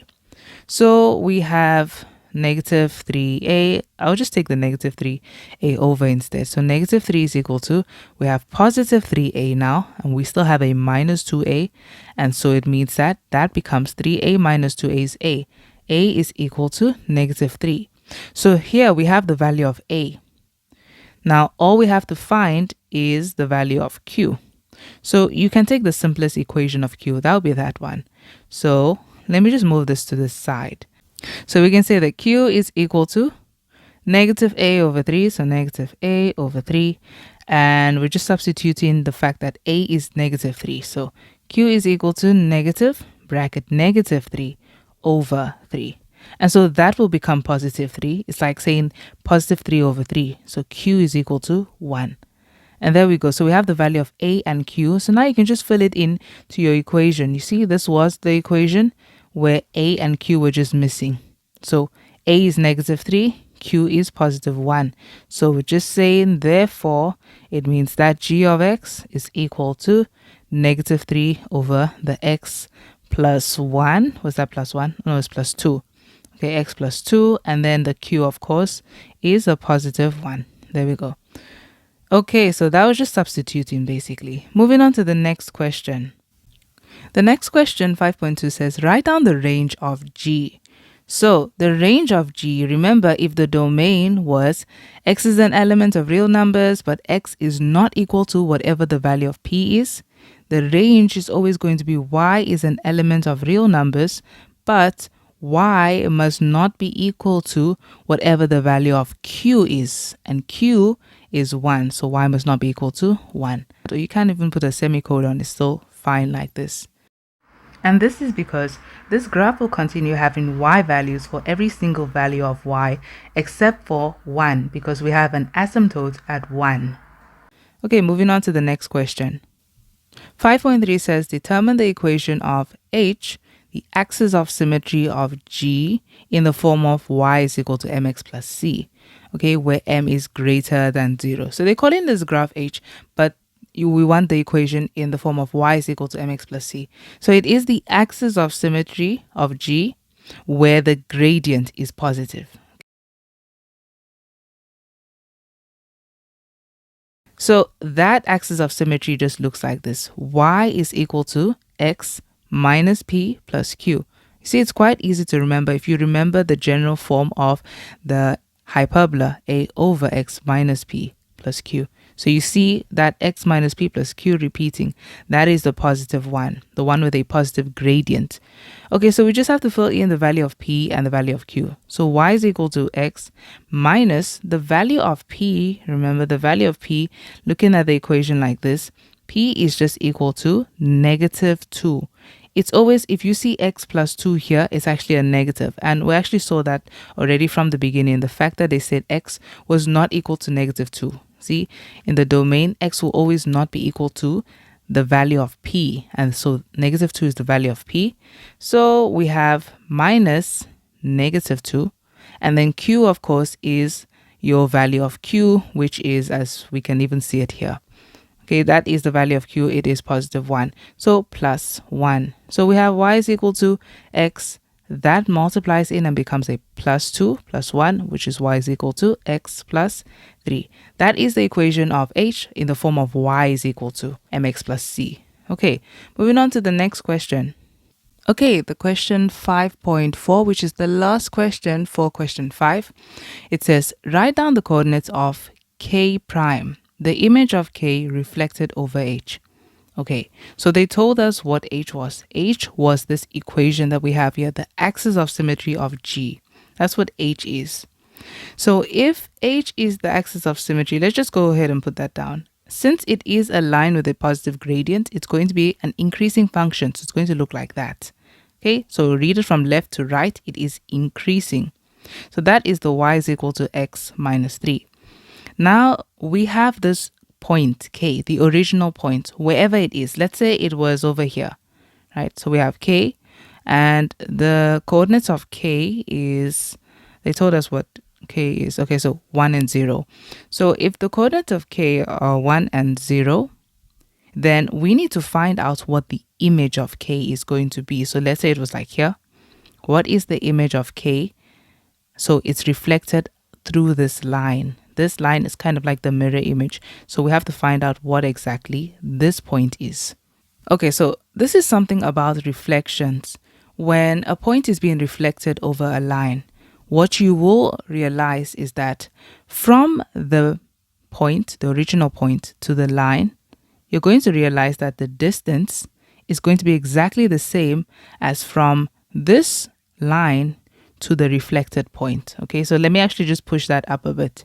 Okay, so from here to this line over here, it's going to be exactly the same as from this line to this line because it's a reflection. And then another thing about this is that you see this new line that has been created. It's going to be perpendicular to the line that this point is being reflected over. And a way that I can explain this is really, imagine you had a mirror and you were looking in the mirror, right? So let's say your reflection is here. So your reflection is actually going to be over here, right? There's no way that your reflection is going to be down here because this wouldn't make any sense. So you can imagine it as this. The reflection is going to be exactly in line with your image, okay, with your original self. So it's kind of like this is your mirror, this is your original self, this is the reflection. It's a perfect reflection. And so we see it as just to show that your eyes here and the eyes in the mirror will be at the same exact height. If I drew a vertical line representing the way the mirror is standing as well, okay, you will notice that your eye level and the mirror's eye level will be exactly the same. And so if you see this line between your eye level and that vertical line representing the way the mirror looks, this line is basically going to be parallel to that mirror. You're going to notice that we're going to have a 90-degree angle here.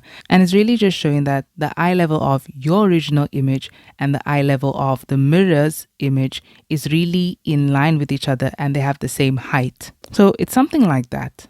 So the fact that these two lines are perpendicular, and we also know that the distance from this point K to the line and the distance from the line to the new reflected point are exactly the same. This is how we're going to be able to find this coordinate over here. We're going to use the fact that these two lines are perpendicular. We can go ahead and we know the gradient of this line. Because these two lines are perpendicular, we can find the gradient of this blue line. And when we find that gradient, we can find its equation. Why are we finding the equation? So that we can equate the blue line with this line, y is equal to x minus 3, and we can find that point of intersection. If we find that point of intersection, it is going to be the midpoint of your k and your k prime. And we can use that midpoint to go ahead and find k prime. Okay, so the first thing we need to do is we need to find the gradient of this line so that we can find its equation, so of the blue line. So since the gradient of this line, as you can see, is 1, because we have an x here, it's mx plus c, the 1 is invisible. So since the gradient of this line is 1, the gradient of the reflected line, since it is perpendicular to this line, you would find it by saying that that gradient, and let me actually put that in blue, that gradient is going to be equal to, you're going to have to say negative 1 divided by the gradient of this line, which it was perpendicular to. So divided by this gradient, which is 1. So it means that the gradient of the blue line is just negative 1. Okay, so because they are perpendicular, remember another formula for that is really just that the gradient of the first line multiplied by the gradient of the second line must be equal to negative 1 if the two lines are perpendicular. So you could have also found it using this. You could have found the gradient of the second line, which is the blue line. Okay, so we have the gradient of this blue line. Now we just have to find its equation. We can find the equation because we have 1 point on the blue line. We have 1 and 0. So we can go ahead and substitute 1 and 0. Now I'm going to use the equation of a straight line that I'm going to use is this. Instead of y is equal to mx plus c, I'm going to use y minus y1 is equal to m bracket x minus x1 because it's just easier to find the y-intercept like this. So we're substituting this point, and I want you to know that this is your x1 and this is your y1. So we're saying y minus y1, which is 0, is equal to m, which is negative 1, bracket x minus x1, which is 1. And so this is going to be y minus 0 is just y is equal to, and then we just distribute this. So negative 1 multiplied by x, which is negative x, negative 1 multiplied by negative 1, which is positive 1. And so this is the equation of this blue line. Now that we have the equation of the blue line, we can go ahead and equate these two equations, make them equal to each other so we can find that point of intersection. Okay, so something I noticed I said that this equation is y is equal to x plus 3, but it's supposed to be I said x minus 3, it's supposed to be x plus 3. Okay, so now if it's x plus 3, how do we actually find this point of intersection? So we have the equation of this line, okay, of the blue line. And now we have to find this point of intersection. So we can find that by equating this line with this line. So we're just saying that y is basically equal to y. And we're taking this equation, the x plus 3, and we're equating it with this equation, the blue line's equation. So we can find that point of intersection. So negative x plus 1.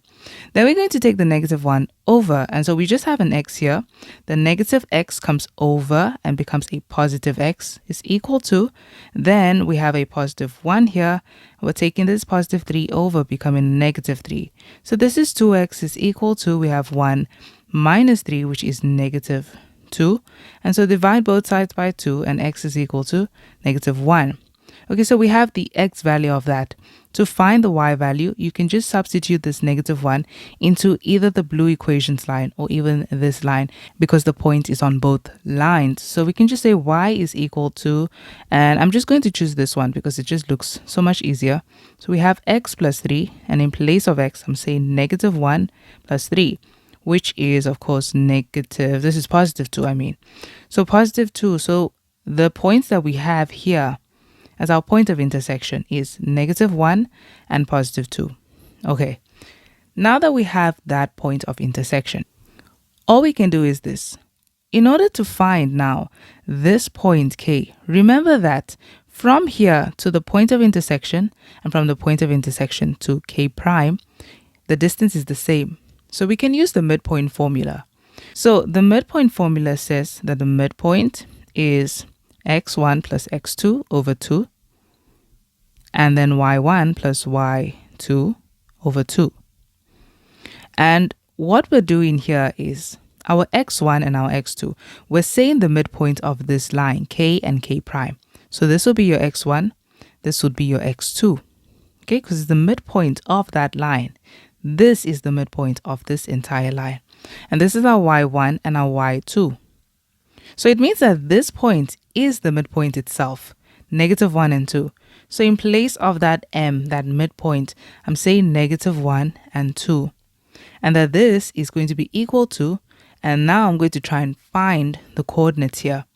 x1 is 1 plus x2, which is x. So I'm saying 1 plus x over 2, and then y1 and y2. So y1 is 0 plus y2, which is y. So 0 plus y over 2. Then, in order to find the x and the y value, we're seeing it as this. This is an x value. This is also an x value. And they're both speaking about the midpoint of this line. So we're going to equate those. And then we're also going to equate the y value with the y value. So this means negative 1 is equal to this 1 plus x over 2. And it also means that the 2 is equal to the 0 plus y over 2. So in order to just solve for x, we're going to look at the fact that there's a 2 on the denominator. We can multiply both sides by 2 to get rid of it. So we have negative 2 is equal to, the 2's cancel here, 1 plus x. Then take the 1 over, and so you have negative 2 minus 1, which is negative 3. So x is equal to negative 3 here. And here, we're going to multiply both sides by 2 to get rid of the 2 on the denominator, so times 2. Then you have a 4 here is equal to, the 2's cancel, and you have 0 plus y, which is really just y. That means that y is equal to 4. And there we go. That's the x and the y value. Okay, so of this k prime, the x and the y value, k prime, is really just negative 3 and 4. Okay, so as you can see, that's actually a very long procedure for only 2 marks. So maybe there is a shorter route. I have also tried to look for a shorter route of doing this, but the shorter routes weren't really even working. They actually didn't make logical sense. So if anybody knows of a shorter route, can you actually mention it in the comments just to see if there's actually a quicker way of getting this answer? Okay, so that is the end of question 5, and we can move on to the next question, question 6.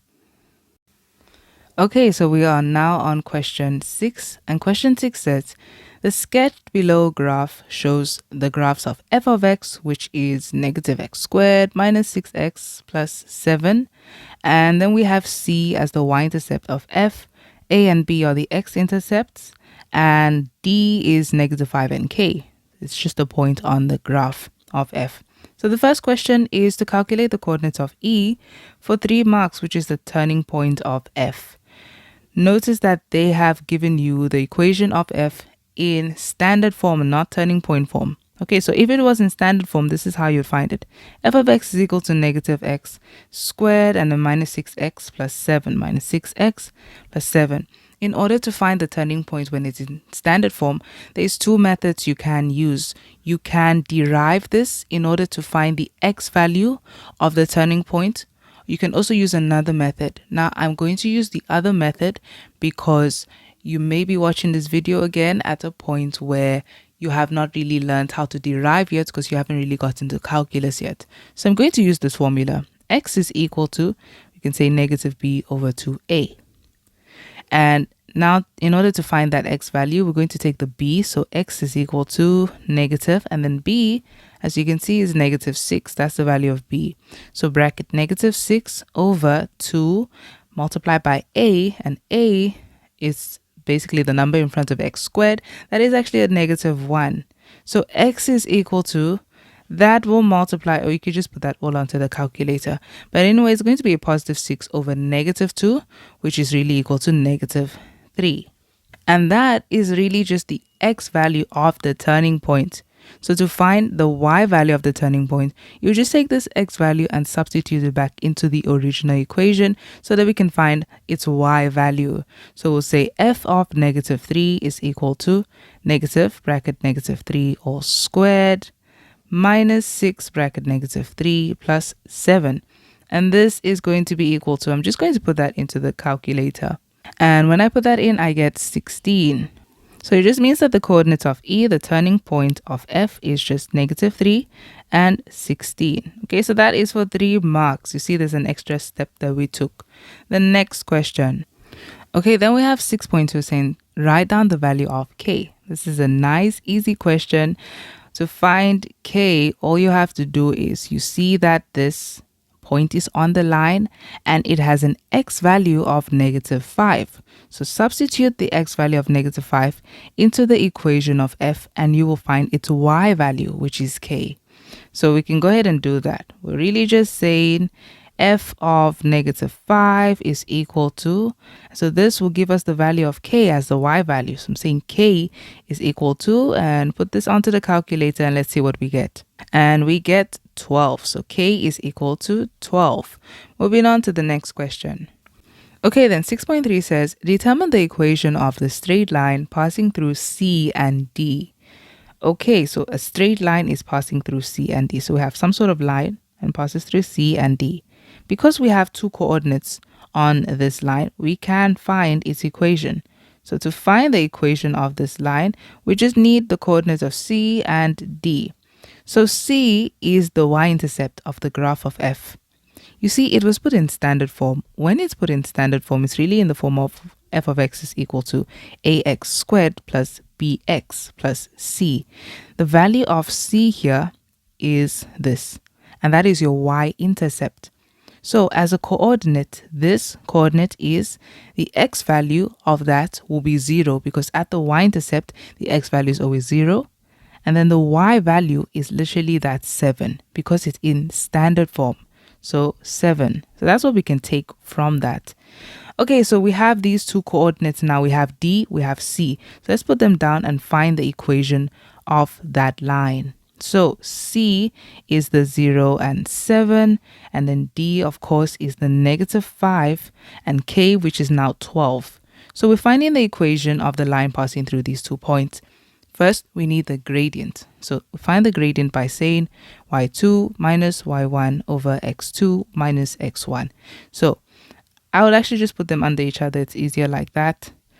I'm going to take that as my y2. So I'm saying 12 minus 7. So 12 minus 7 over x2 minus x1, negative 5 minus 0.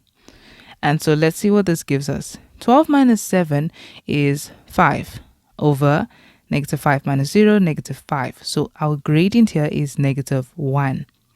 Now that we have the gradient, I'm going to use the short equation of a straight line to find the equation of this line. You could use y is equal to mx plus c, but I personally just like to use y minus y1 is equal to m bracket x minus x1. So we know what the gradient is. We know that the gradient is -1, and we only just need one more point. So I'm going to take an easy point like C. I'm going to use this as x1 and y1. So that is going to be the coordinates for that.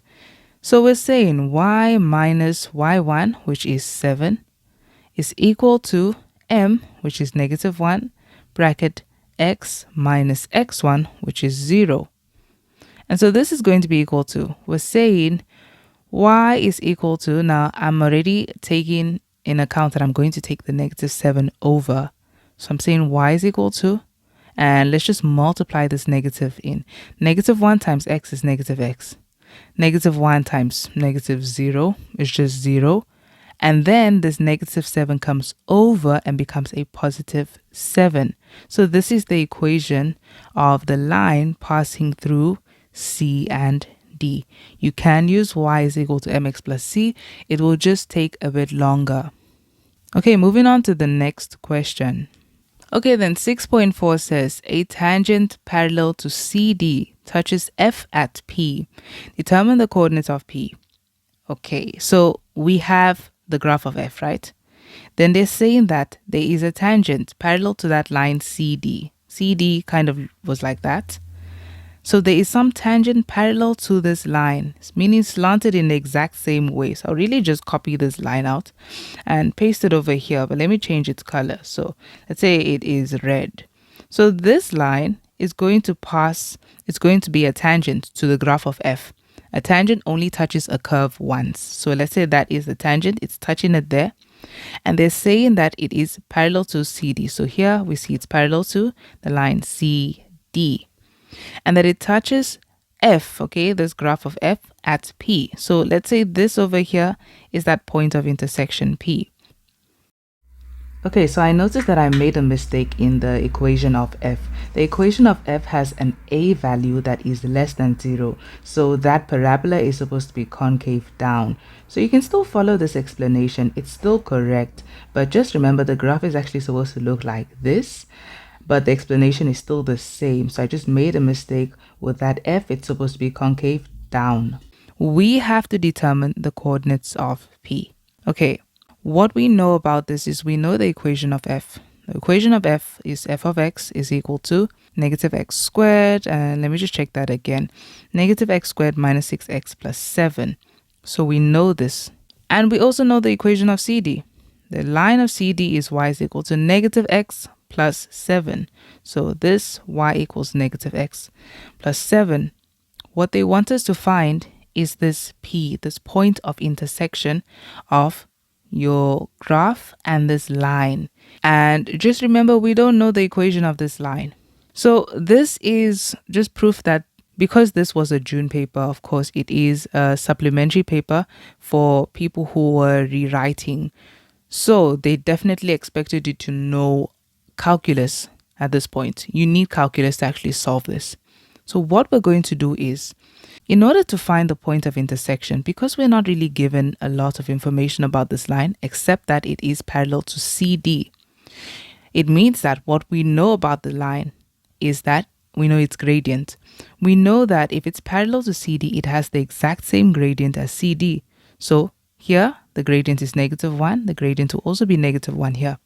Since we know the gradient of the line and we know the equation of the curve, what we can do is find the gradient of this curve. In order to find the gradient of this curve, you have to derive it. So we're going to say f prime of x is equal to, and let's derive this. We're saying the invisible -1 here multiplied by the 2, which is -2, and then we have x. Then we have to take the 2 and subtract 1 from it, which gives you 1. But you don't have to write that 1. So it's like that. Then we have -6x, so -6. And what happens with the x is the x has a natural exponent of 1. We have to subtract 1 from that exponent. But if you say 1 minus 1 gives you 0. So this is x to the power of 0. Anything to the power of 0 is 1. So -6 multiplied by 1 just stays -6. So when we derive this, this is what it gives us. Remember, when you derive a curve or a graph, you're really finding the gradient at any point. So it's kind of like the equation of the gradient. So if we know that the gradient of the parabola is this, but we know that the points that we're looking for, it's on this tangent who has a gradient of -1. What we can do is equate the gradient of the parabola with the gradient of the tangent, so that we'll be able to find out exactly where this parabola has a gradient of -1. So we're saying f prime of x, and we're equating it with m. So -2x minus 6 is equal to -1. And we can go ahead and say -2x is equal to, I'm taking the 6 over, we have positive 6 minus 1, which is 5. And so divide both sides of the equation by -2. And so this gives us x is equal to -5 over 2. Okay, now that we have the x value, this is the x value of this point, because only at this point would the gradient of the parabola be equal to -1. That's why we equated those two. To find the y value of this point, you would just take this x value and substitute it into the original equation of the parabola, which is f of, so I'm saying -5 over 2 is equal to -5 over 2 all squared minus 6 -5 over 2 plus 7. And you can go ahead and put this all into the calculator and see what you get. And I get 63 over 4. Okay, so it just means now that that point P is just -5 over 2 and 63 over 4. Just be very careful when you're putting in the numbers into the calculator and just check that everything is correct. Okay, so that is 6.4. Moving on to the next question. And then the last question for question 6 says, for which values of x will f of x minus 12 be greater than 0? Okay, sometimes when this is put like this, you can actually rewrite this. So instead of saying f of x minus 12, you can take the -12 over. And so we have is greater than 12. So we just have to now find out which values of x will f of x be greater than 12. And please note that when they say f of x, they refer to the y values of the graph of f. Okay, so let's go ahead and see where this will happen on the graph. So you see on the graph, we already had, let's see which y value has 12. So you see k is equal to 12 here. And that's where we had the x value being equal to -5. So if your x value here is -5, I think I can remove that now. So this is -5 and 12, right? So it means that we're trying to look for places on the graph where the graph is greater than 12. That's where f of x is greater than 12. In other words, you're looking at this graph, and if this over here, if its y value is 12, so that y value is 12. We're looking for places on the graph where the graph has y values greater than 12. Okay, so greater than 12 would be everything above here. So we're only going to take parts of the graph that are above this line of 12, of y is equal to 12 here. So this would be this point over here, that point over there, that point, even extending to these ones, that point and that point. So you see that it will be everything that is here, everything above here. That's all we're taking, because those would be the parts of f that have y values greater than 12. So let's map this down to the x-axis and see what the x values are. So mapping this first point over here down to the x-axis, this would be, at this point you see that the x value is -5 where the y value is 12. Okay, so at this point we have -5 here. And if we map this down, so we actually have to find that.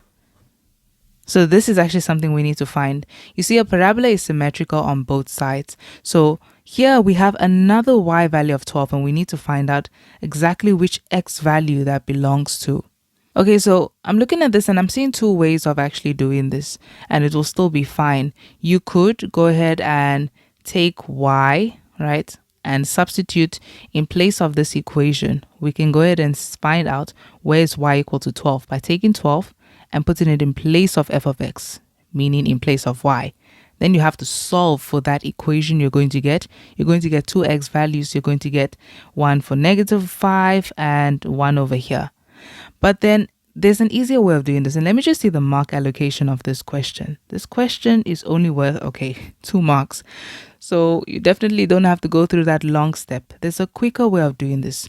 The quicker way of doing this is the fact that we know what E is. E is the turning point. And we know that the coordinates of E, we already found that. Coordinates of E is -3 and 16. Okay. So the fact that this is -3 and 16 is going to help us a lot here. So we know the x value. The x value of this is -3. So -3. Remember when I said that the parabola is symmetrical about its turning point? So it means that whatever the graph is doing over here, the graph will do exactly the same over here. Okay, so now that we know what the x value of the turning point is, see that because -5 is the x value that belongs to the y value of 12, we'll be able to find the other x value that also has a y value of 12, like this. Remember, the parabola is symmetrical through its turning point, meaning whatever the graph does on this side, it does the exact same thing on this side. So this is how we can find it. You see, from -3 all the way to 5, what did we do? -3 to 5, you must have said -3 minus 2, and then you got to 5. And it makes sense because we're moving to the left. So you subtracted by 2 to get from this middle to this point. So in order to get this one, okay, which also has a y value of 12, you would have to also do the same thing, but we're moving to the right. So instead of saying -2, you would say +2. Okay, so from -3, if you say -3 plus 2, that's going to give you -1. So that is the x value of that point. See, so you don't have to go through that long way. Check the mark allocation to see if there's a shorter route. Okay, now that we know what exactly that x coordinate is, we can answer them. So we're only speaking about all this highlighted part. So if you map it down to the x-axis, you see this point over here, that's its x value, that's the x value. If you map all of these down to the x-axis, we're going to find now what the inequality here is going to be. We are saying that our solution is x needs to be what than -5. Okay, so the values that we have here, these blue lines, they are values that are greater than -5. So we're saying x is greater than -5. And then when we compare this with -1, which is another endpoint. Okay, so when we reach here, look at the values that we have, the blue lines. These are values that are what than -1. These are values that are less than -1. So our x needs to be less than -1. But the good thing is that you see that they're pointing towards each other. So they're speaking about the same set of values. So we can actually write them together. We can say that x is greater than -5. See, greater than -5, but less than -1. Less than -1. And that will be our solution. And you see, the minute they see that you got -1, you didn't have to go ahead and start calculating all of that. You can if you want to, but I just feel like it's going to take so much longer for something that's just 2 marks. Okay, so in this, really my only calculation, I'll just show them how I got that -1 by saying -3 plus 2, using the fact that, you know, the turning point is over there. So in order to get that x value, I just said the -3 plus 2, which was -1. And then I'll just conclude and say x needs to just be greater than -5, but less than -1. And that's all. So if you did it a long way, you will still get your marks, but in the exams, you're really just trying to save as much time as you can. Okay, so that is the end of question 6, and we move on to question 7. So question 7 says, we have 7.1. How many years will it take an investment to double in value if it earns interest at a rate of 8.5% per annum compounded quarterly? Okay, so it's compounded quarterly and this is your interest rate. So this type of question, it has been showing up quite a lot in various papers. So this is how we're going to work through this. Remember, this interest, this investment, it is being invested and then it doubles at the end of the period. So it means that it's going to grow. And you can already see that we have compounded quarterly. So this is the compound interest growth formula we'll be using, which is A is equal to P bracket 1 plus I raised to the power of N. Okay, so you can also just go ahead and look for that formula in the formula sheet just to make sure. So all we have to do here is we're going to have to find out what A, P, and I is going to be. Remember they say how many years, okay? So we are actually looking for this N. So how many years is it going to take? Okay, let's go ahead and put down everything we have. They say that, so this is what we're supposed to get at the end, the accumulated amount. They say that an investment, they don't tell us the amount. So what we can do is we can assign an amount to this investment, to the principal amount. Let's say the investment was 50 Rand. So since this investment needs to double in value, the accumulated amount would be 100 Rand. This would work. And then let's go ahead and find the I. The interest is 8.5%, which you can put as 8.5 since its percent is over 100. And that would give you 0.085. But remember they said it's compounded quarterly, so you need to say over 4. Okay, so that is that yearly interest being split into quarters. Then for the N, you see the N on its own just represents the amount of years. Because remember in these financial math questions, when they tell you something about money was invested for 3 years, for example, and they say compounded monthly, you would usually take that 3 and you multiply it by 12. So what I see that 3 as is the years is the N. So I'm going to take N and say times 4 since it's compounded quarterly. And so this gives us 4N. Now 4N is going to represent your quarters, okay, not your years. It's just going to be quarters. Then we are going to convert this quarters into years by dividing both sides by 4. Okay, so let's start substituting. So the first value we have is A, which is 100, is equal to, the principal amount is 51 plus, and then the interest is this 0.085 over 4 raised to the power of 4n. And all we're just trying to do is solve for n. Okay, so to solve for n, since this is an exponent, what we can do is get rid of the number in front of this. Okay, so the 50. So we can go ahead and get rid of this. Since it's been multiplied, we will divide both sides of the equation by 50. And then 100 divided by 50, that is just going to give you 2. Is equal to, this 50 cancels, and you have 1 plus 0.085 over 4, all raised to the power of 4n. Okay, and now that we have this, you see that we actually need to get to that 4n. What I like to do is simplify this. This can actually be a fraction. So on your calculator, you can find out what 1 plus 0.085 over 4 is going to give you. And you see, I'm going to leave it as a fraction, not a decimal, because I don't want to round off. So that we just have 2 is equal to, and then this as a fraction is 817 over 800 raised to the power of 4n. Okay, so remember, we're just trying to solve for n. So we need to make that 4n the subject. And the only way to make an exponent a subject is by using log. So clearly here, they're just really trying to test your use of log. So we're going to make 4n the subject is equal to, and we're going to have to say log, and we'll have the base here. The base is just whatever number was carrying the exponent. So that is 817 over 800. And then, of course, here we will have the 2, whatever your exponential equation was equal to. So we can go ahead and put this into the calculator. Remember, you're going to use this log, not this one, the one with the base. So we're saying 817 over 800. And then come out of that, and inside this bracket, we're going to put the 2. So, okay, I'm just going to press SD. My calculator is doing that. So this is what we have. So we have 4n is equal to 32.9640, and this keeps going. Then we need to solve for n, the years. So this is the amount of quarters. So divide both sides by 4, and let's see what we get now. N is equal to, so I'm going to take this and just say divided by 4. So it's divided by 4. And when we divide by 4, we get 8 point, and if you round off to 2 decimals, 24. And I'm going to leave it like this, years, because technically this is still in years. I haven't converted it into any other thing. Okay, and that's our answer for this. So now we can move on to the next question.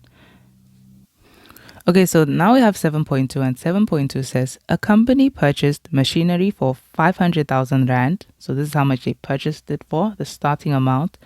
And after 5 years, the machinery was sold for 180,000 Rand and a new machinery was bought. Okay, so this is how much they started off with the machinery with. That's how much it was. And they ended up selling it for this amount. So you can see it's depreciating.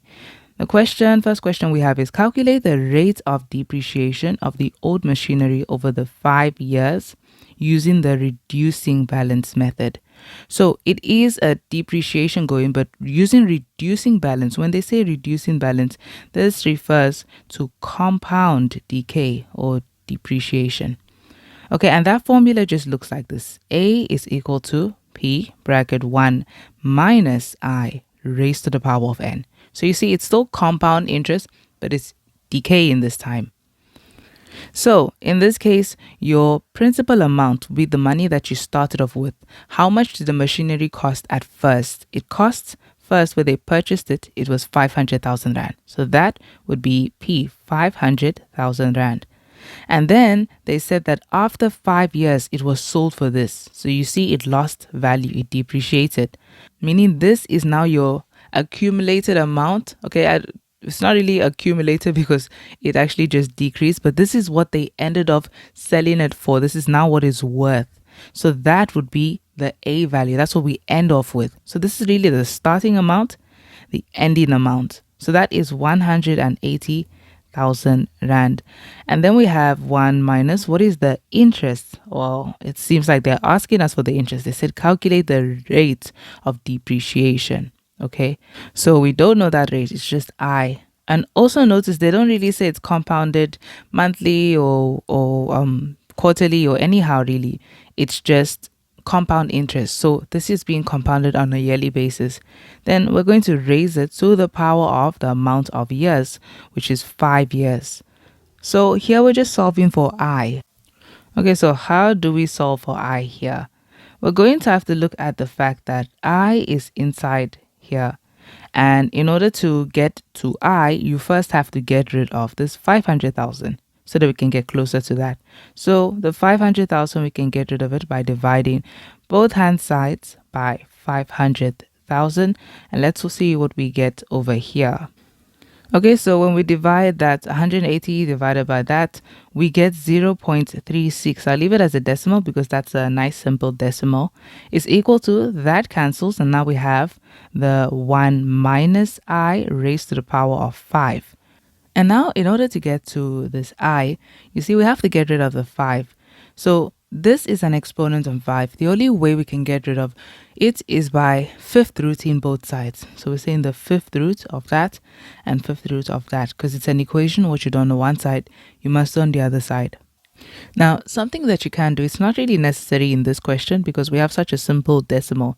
But sometimes you could have a decimal that looks more complicated or a fraction that is really big. You know, that button ans is going to be very helpful. So when we calculated this, it recorded the answer in that button. So even if you just press AC and you say the fifth root of ans, you'll get that answer. Okay, but that fifth root, we really just get it by saying, we're going to have to say shift and that. Okay, so then we'll put 5 there and we'll fifth root in 0.36. Okay, this is what we get. So we get 0 point, and this can't be a fraction, right? Nope. So 0.81519, and this keeps going, and this is equal to, this now breaks open and we have 1 minus I. Okay, notice that I is negative. Something we can do is take this negative I over instead, and now it becomes a positive I. And then we're going to have, we still have the 1 on the right hand side, and we can take this 0.81 over. So it becomes a negative 0.81519, and it keeps going. So let's find out what 1 minus this is going to be. Okay, and I noticed I was supposed to say 81519. Okay, so I is going to be equal to, you can just say on your calculator, 1 minus, and if you say ants, it's going to take whatever number was there. Okay, so 1 minus ants, That was the last recorded answer. So we're going to say I is finally equal to 0.18480, and this keeps going. But then to make it a percentage, you're going to multiply this decimal by 100. And so it means that your interest is actually just going to be, so I'm going to take that and multiply it by 100, and it is 18.48, and just rounded as 2 decimals percent. Okay, so that is the interest that we're going to have. Okay, moving on to the next question. Then the next question, 7.2.2, says the rate of inflation for the cost of the new machinery is 6.3% per annum over the 5 years. What will the new machinery cost at the end of 5 years? Okay, so the rate of inflation, whenever they're speaking about inflation, inflation causes prices to increase. So we're going to be using the growth formula.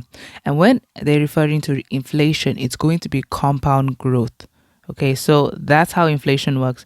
Then we know the rate of inflation. Since this is the formula, A is equal to P bracket 1 plus I raised to the power of N, that's compound growth. Let's just figure out what these letters are going to be. So if we know that this money, whatever we're investing, is going to grow, the fact that they're asking us what will the new machinery cost at the end of 5 years. So the new machinery, meaning after this money has grown, it means that we're looking for A. So what is the principal amount we are investing? Well, they're telling us about the rate of inflation for the cost of the new machinery. So what was the old machinery that we had, or really just the present machinery? The current machine that they have was the machine they purchased for 500,000 Rand. Okay, this is the current one. This is going to grow in future. Okay, so it's probably a specific type of machine and they have to buy that specific type of machine. But in 5 years' time, it's not going to cost 500,000 Rand again because of inflation. So that is our principal amount, the current machine they have. So 500,000 Rand, that is going to grow in 5 years. Then the interest is 6.3% per annum. Okay, as you can see, it's not compounded anyhow, it's just per annum. So that is going to be 6.3 over 100, which will really just give you 0.063 as our interest. And our N is 5 years, that's what they're telling us. So let's go ahead and just substitute this in. So we're looking for A, the principal amount is the 500,000 Rand, and 1 plus, and then we have the interest, 0.063 raised to the power of 5. And you can just put this into the calculator. Let's see what we get. And we get 678,635.11 cents. That's how much the new machine is going to cost in 5 years' time. Okay, moving on to the next question. Okay, so question 7.2.3 says, the company set up a sinking fund, okay, and made the first payment into the fund on the day the old machinery was bought. Then the last payment was made 3 months before the new machinery was purchased at the end of 5 years. The interest earned on the sinking fund was 10.5% per annum, compounded monthly, and the money from the sinking fund and the 180,000 Rand from the sale of the old machinery was used to pay for the new machinery. Okay, so because they're speaking about a sinking funds, we use future value because this is a savings plan where you're going to be paying a consistent amount of money every month so that you can be able to buy something new, in this case, a new machinery. So remember, the future value formula looks like this. Okay, and at the end, they say calculate the monthly payment. So the monthly payment would be the value of X. That is your monthly payment or your consistent payments, whether it was compounded monthly, quarterly, yearly. So that would be those consistent payments. In this case, it's monthly. So we're looking for X, and let's go ahead and find everything else. We can first of all find the future value. So how much do they actually need to save up? Well, remember, they had this specific machine. So they bought this specific machine. So I don't know what type of machine it is, but they bought this machine for 500,000 Rand. And this machine it is going to depreciate over 5 years, the one that they have. And they also have to buy a brand new machine. So when you want to calculate that future value, we're just going to say the accumulated amount, the one that appreciated, the new amount for the machinery. So how much will it cost in 5 years minus the old amounts, the amounts they sold the current machine they have for, minus the old machine. So that would be the new machine, the one that was increased because of inflation. That amount was this. Where we took the 500,000 Rand, which is the current machine they have, and we went to go ahead and grow it using the compound formula. So that we're going to take that amount first, and then we're going to subtract that by the old machine. Now, what did they tell us about the old machine? In this question, the first question, they told us that this machine is going to be sold for 180,000 Rand. That is their current machine that has depreciated in 5 years' time. So you see, they're not throwing the machine away after 5 years. They're going to sell it for this amount and use this money to contribute towards buying the new machine. So minus 180,000 Rand. That's what we're going to first of all put by the future value. So let's see what that gives us. So that gives us 498,635 Rand and 11 cents. Okay, so this is how much they need to save. Okay, so we know the future value, and let's figure out the other easy things first. The second thing we can also just put down is the interest. So it is compounded monthly, and this is the interest. So the interest is just going to be as a decimal. That is going to be, you can just put it as 10.25 over 100 and then put it in decimal form. That will be 0.1025. But this is compounded monthly, so divided by 12. Okay, that's what we have there. Now let's figure out what N is going to be. Let's just see what they're saying here. So they said that the company set up a sinking fund and made the first payment into the fund on the day the old machinery was bought. You have to think about it like this. When is the company actually supposed to make this first payment normally? So if this was just a normal situation where they were saving up money to buy a new machine, the thing about this is you set up the fund at a specific date. I'll call that T0. This is where the fund is set up. Then naturally you're supposed to start putting money into this fund 1 month after the day the sinking fund is set up, because this is an account really. And so where the sinking fund is set up, you're supposed to start 1 month after. But if you look at what they did, they didn't start 1 month after. They started putting money into this sinking fund on the day the old machinery was bought. So on the day they bought this machinery, which was worth 500,000 Rand. So it means that they actually started this payment immediately. They started it at T0 instead of T1. So you can see a sinking fund like this. On the day that they bought the old machinery, that was the day they were just supposed to set up the sinking fund. They weren't supposed to put money into it. Then 1 month after, they were supposed to start depositing money. So you see, a sinking fund is really just a plan to really just maintain a machine that you have. So you buy a machine and then you set up an account for that machine. They calculate how much it's going to depreciate, and then they also calculate the price of a brand new one. And then they start saving money into this account and they deposit their first amount 1 month after, but they didn't. They started immediately. So this is how we're going to have to look at it. How long were they going to be depositing money into this account? Remember that this whole thing, right? This whole sinking fund is for 5 years. Okay. So it's going to be for 5 years. So let's see, since this is compounded monthly, let's see how much months that's going to be.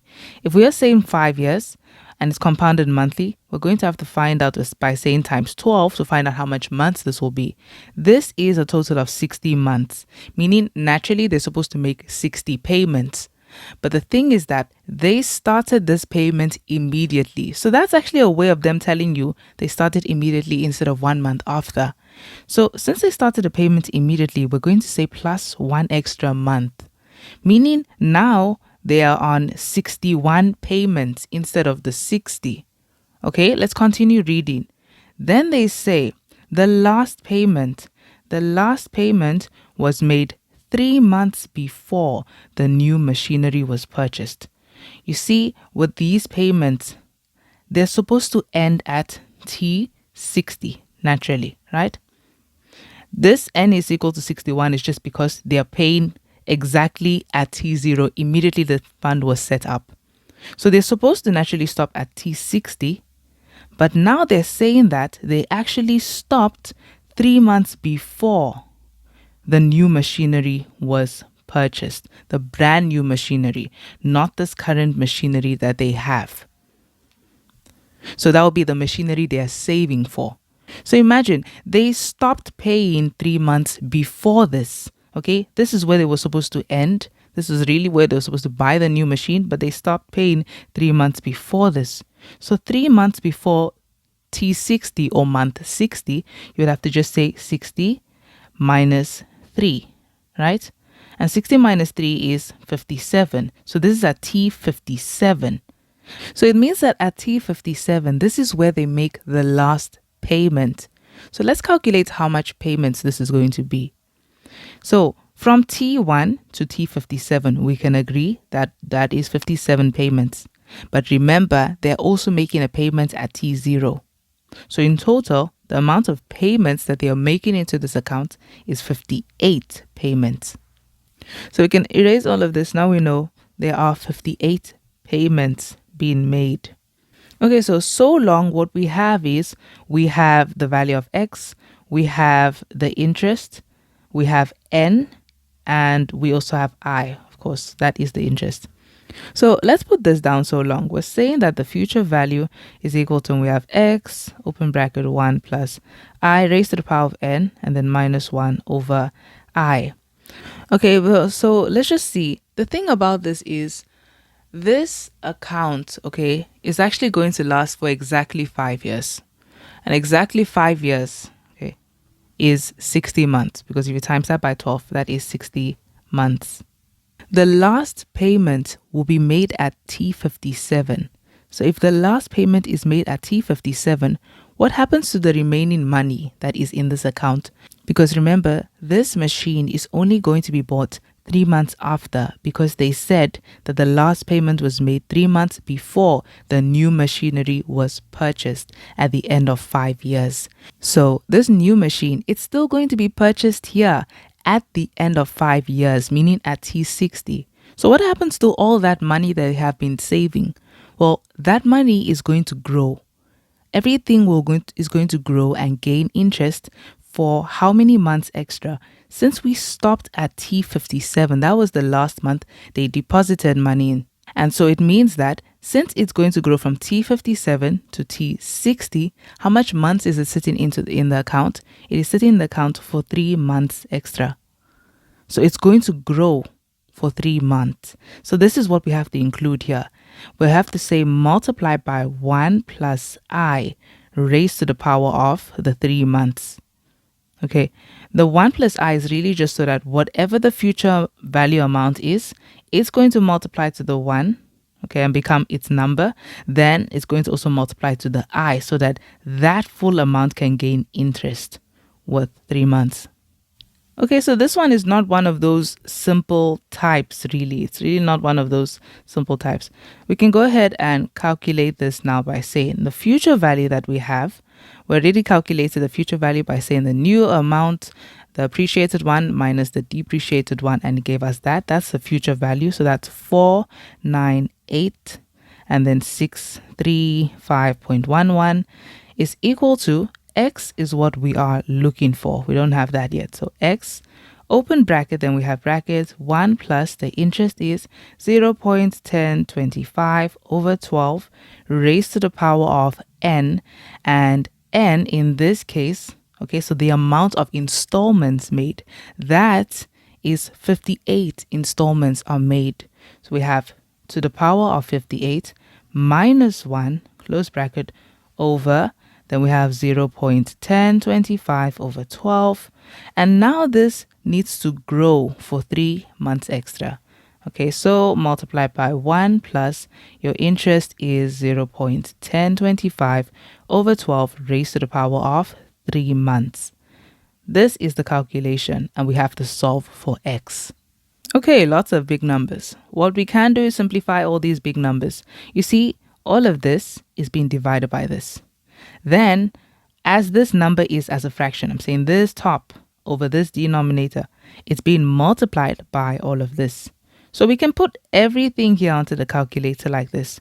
So first I'm going to create a fraction for this part. So I'm saying fraction. Then on that numerator, I'm going to, I don't really need, well, I can put this big bracket first. So big bracket, then a new bracket for that small one. Then we can say 1 plus 0.1025 over 12. So over 12, come out of it and then close that bracket. And we're going to raise it to the power of 58. The power of 58, then come out of that. And we're going to say minus 1, close the bracket. Then over is going to be over this. So that is 0.1025 over 12. So that's this part over here. And then I'm going to take that. I'm coming out of this. And I'm going to multiply that by this little part here. By the bracket 1 plus 0.1025 over 12. And then come out of that and close the bracket and raise that to the power of 3. Okay, so just make sure you check everything. Everything is fine. And then this is what we have. We have the x being multiplied by all of this. You see, because this is a fraction on its own and it's being multiplied by that part. So really we calculated all of that. So we have the x and then bracket 76.590978, and then this keeps going, is equal to, of course, this number over here. Okay, so this is where that ans button is very, very important. You see, as we have calculated this answer is recorded in that ans button. So what I'm going to do is I'm going to go ahead and we need to solve for x. To solve for x, we need to get rid of this. So we'll divide both sides by the 76.590 keeps going. So I didn't round off yet. Divide by 76.590 and it keeps going. So I'm saying that x is equal to, so x equals all of this 498,635.11 divided by this 76.590. But remember, this answer is recorded on your calculator as ans. So you can say divided by ans.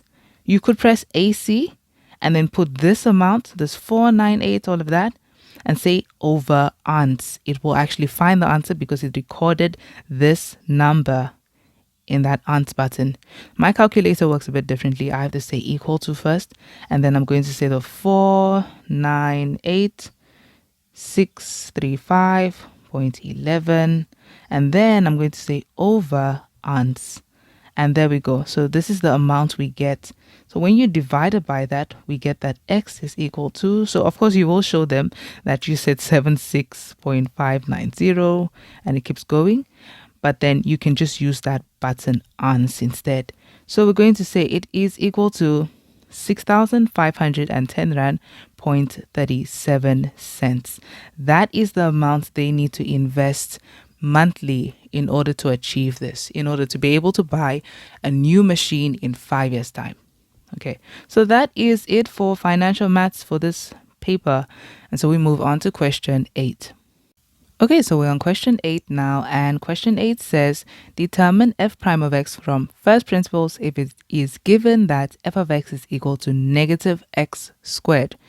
Okay, so from first principles, you know that the formula for first principles is f prime of x is equal to, when we're deriving, it is the limit as h approaches 0, and then we have f of x plus h minus f of x over h.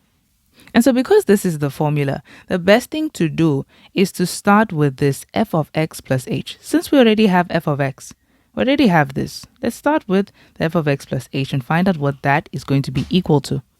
Since we already have f of x, let's just start with the f of x plus h and find out what that is going to be equal to.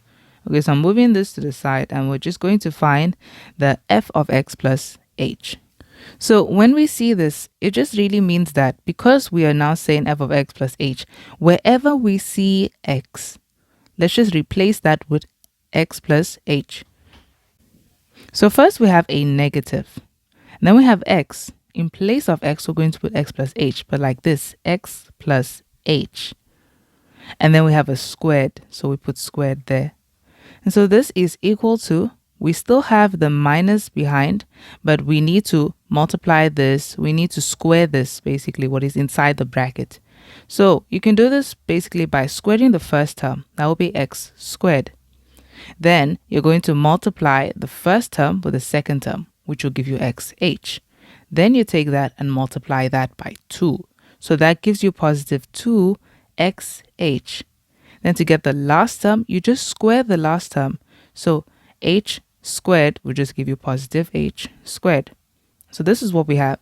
Then we just multiply this negative into this bracket. So we're going to have negative x squared minus 2xh and then minus h squared.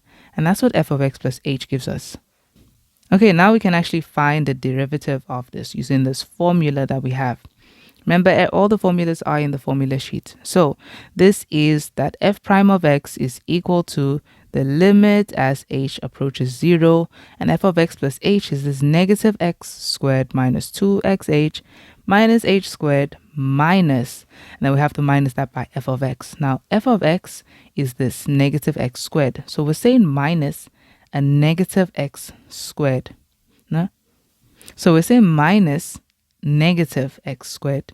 So as you see, we need brackets here because this is negative. So we need brackets.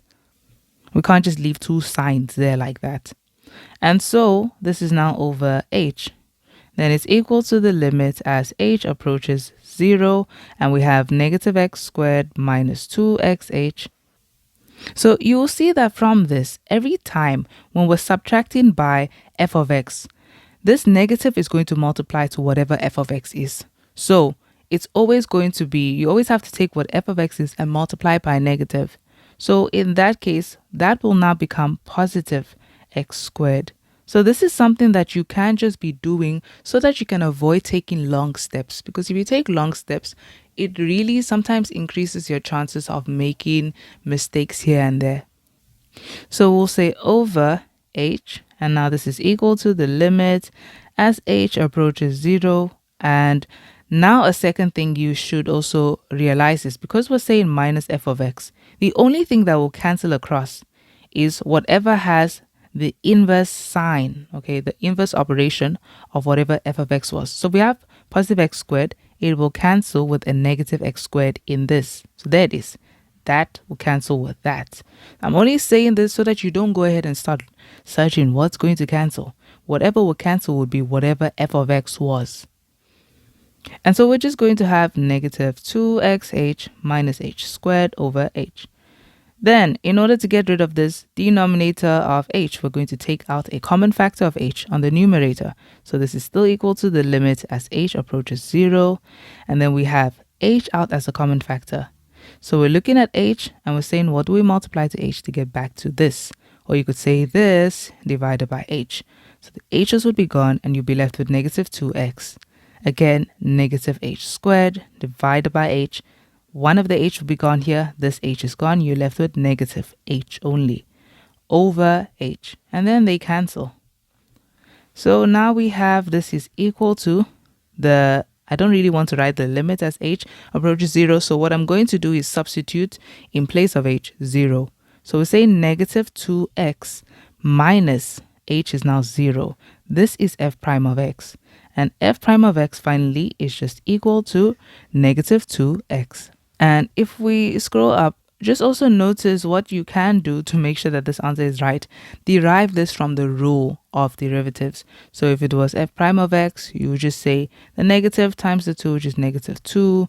And then we have x, 2 minus 1 is 1, but we don't have to write that 1. So you see that that works out. You can always just do that to make sure that you did get the correct answer.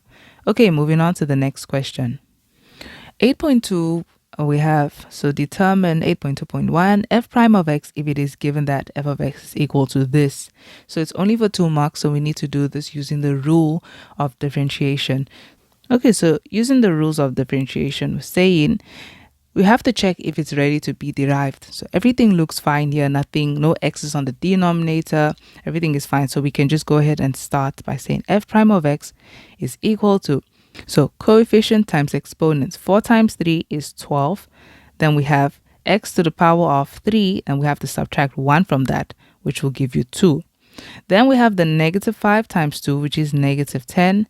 And we have x to the power of 2, and we need to subtract 1 from that again, and that will just give you 1. But remember, you don't have to write that 1. There's an invisible 1 there. So that is what we have done, and you see that is 2 marks. So that is a nice 2 marks that you can get there. Moving on to the next question. Okay, the next and the last question in question 8 is 8.2.2. We have to determine dx, and we have negative 6 cube root of x plus 2 over x to the power of 4. So let's spot the problems here. First of all, we have a surd. We need to change that so that the exponent can be a rational exponent. And then we also have a case that the denominator is x. So the denominator should not be x. So let's start off with working with that top. Because we're not deriving yet, we're just preparing this to be derived. We have to keep writing dx. And now we're going to have negative 6. And let's solve that x. You have a cube root of x.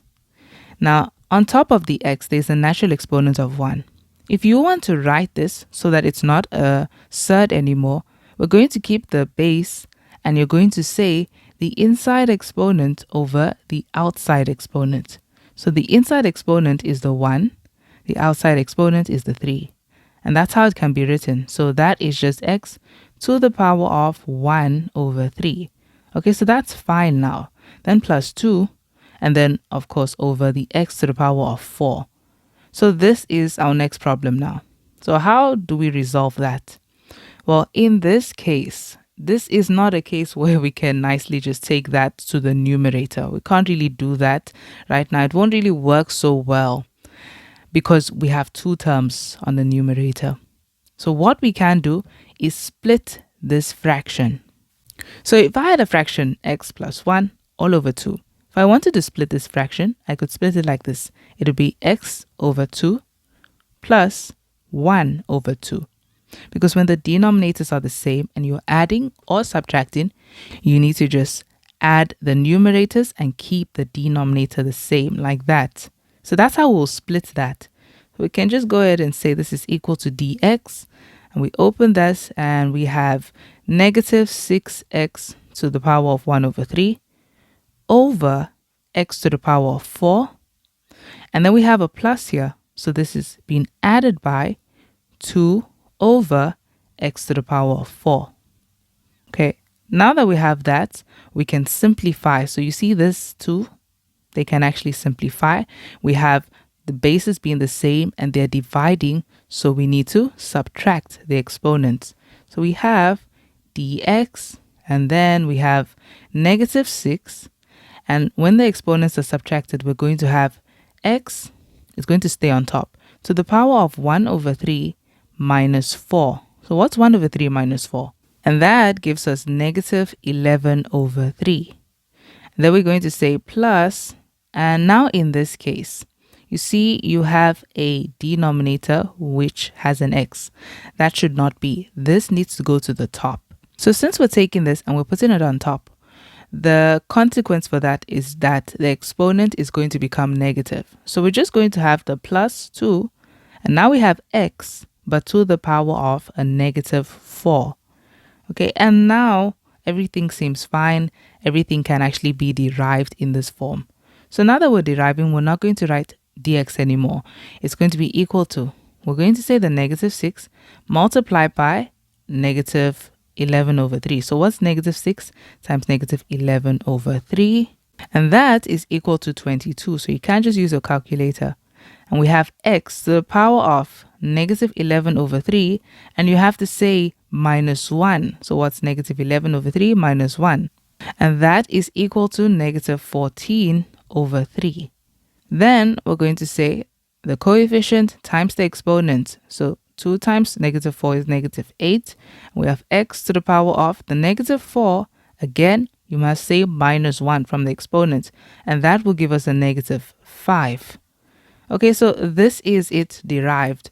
The last thing you need to do is write this expression or this function in a way that the exponents are positive. So currently the exponents are negative, but these x's, the base carrying the exponents, they are on the numerator. It's kind of like this 22 x to the power of this exponent over 1. So what we're going to do is drag this to the denominator. And so we're going to have 22 over x, and now it is going to be positive to the power of 14 over 3. And then we have a minus.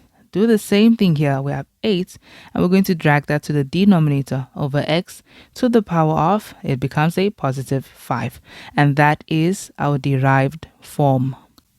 Okay, so that is the last question for question 8. And now we move on to question 9.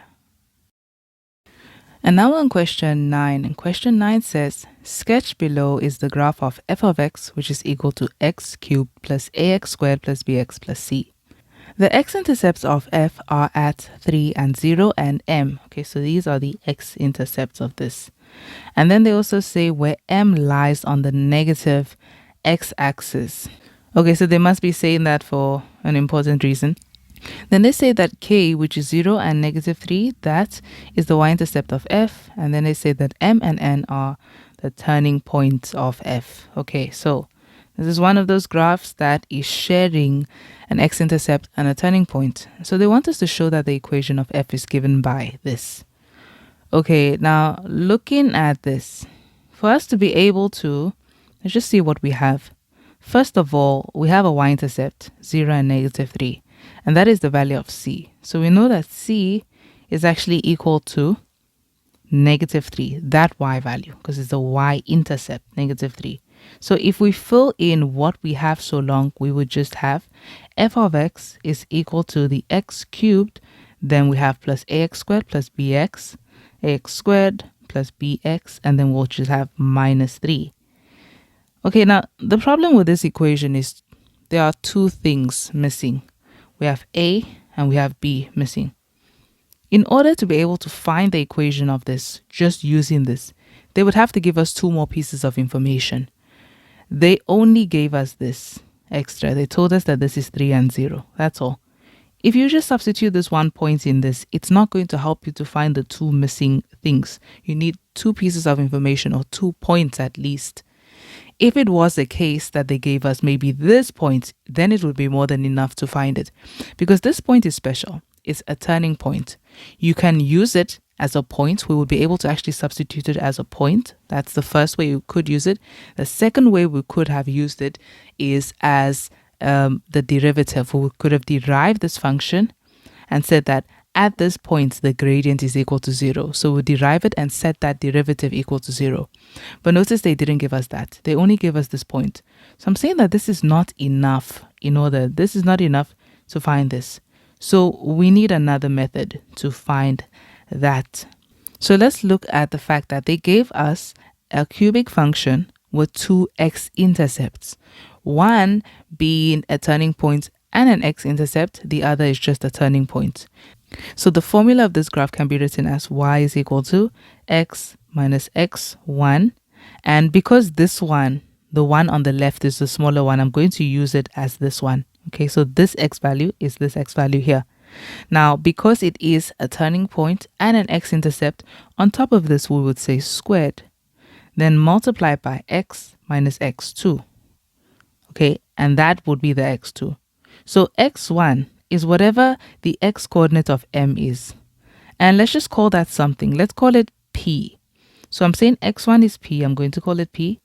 And x2 would be the x-coordinate of this x-intercept, which is 3. Okay, so we can substitute that. So x2 is 3.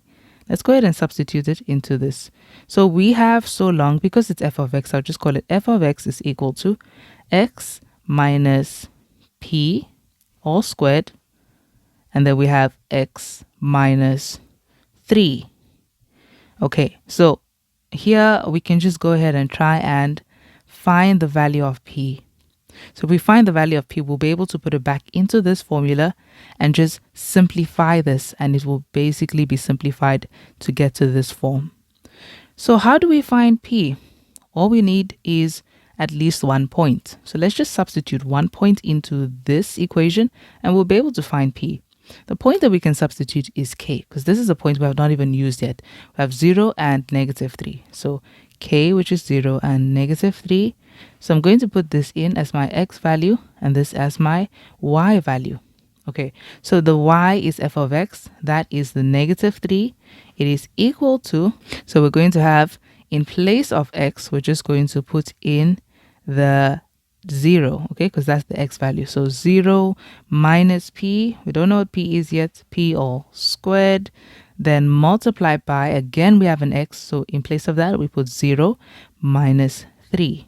Okay, so you see only numbers and p will be able to solve for p here.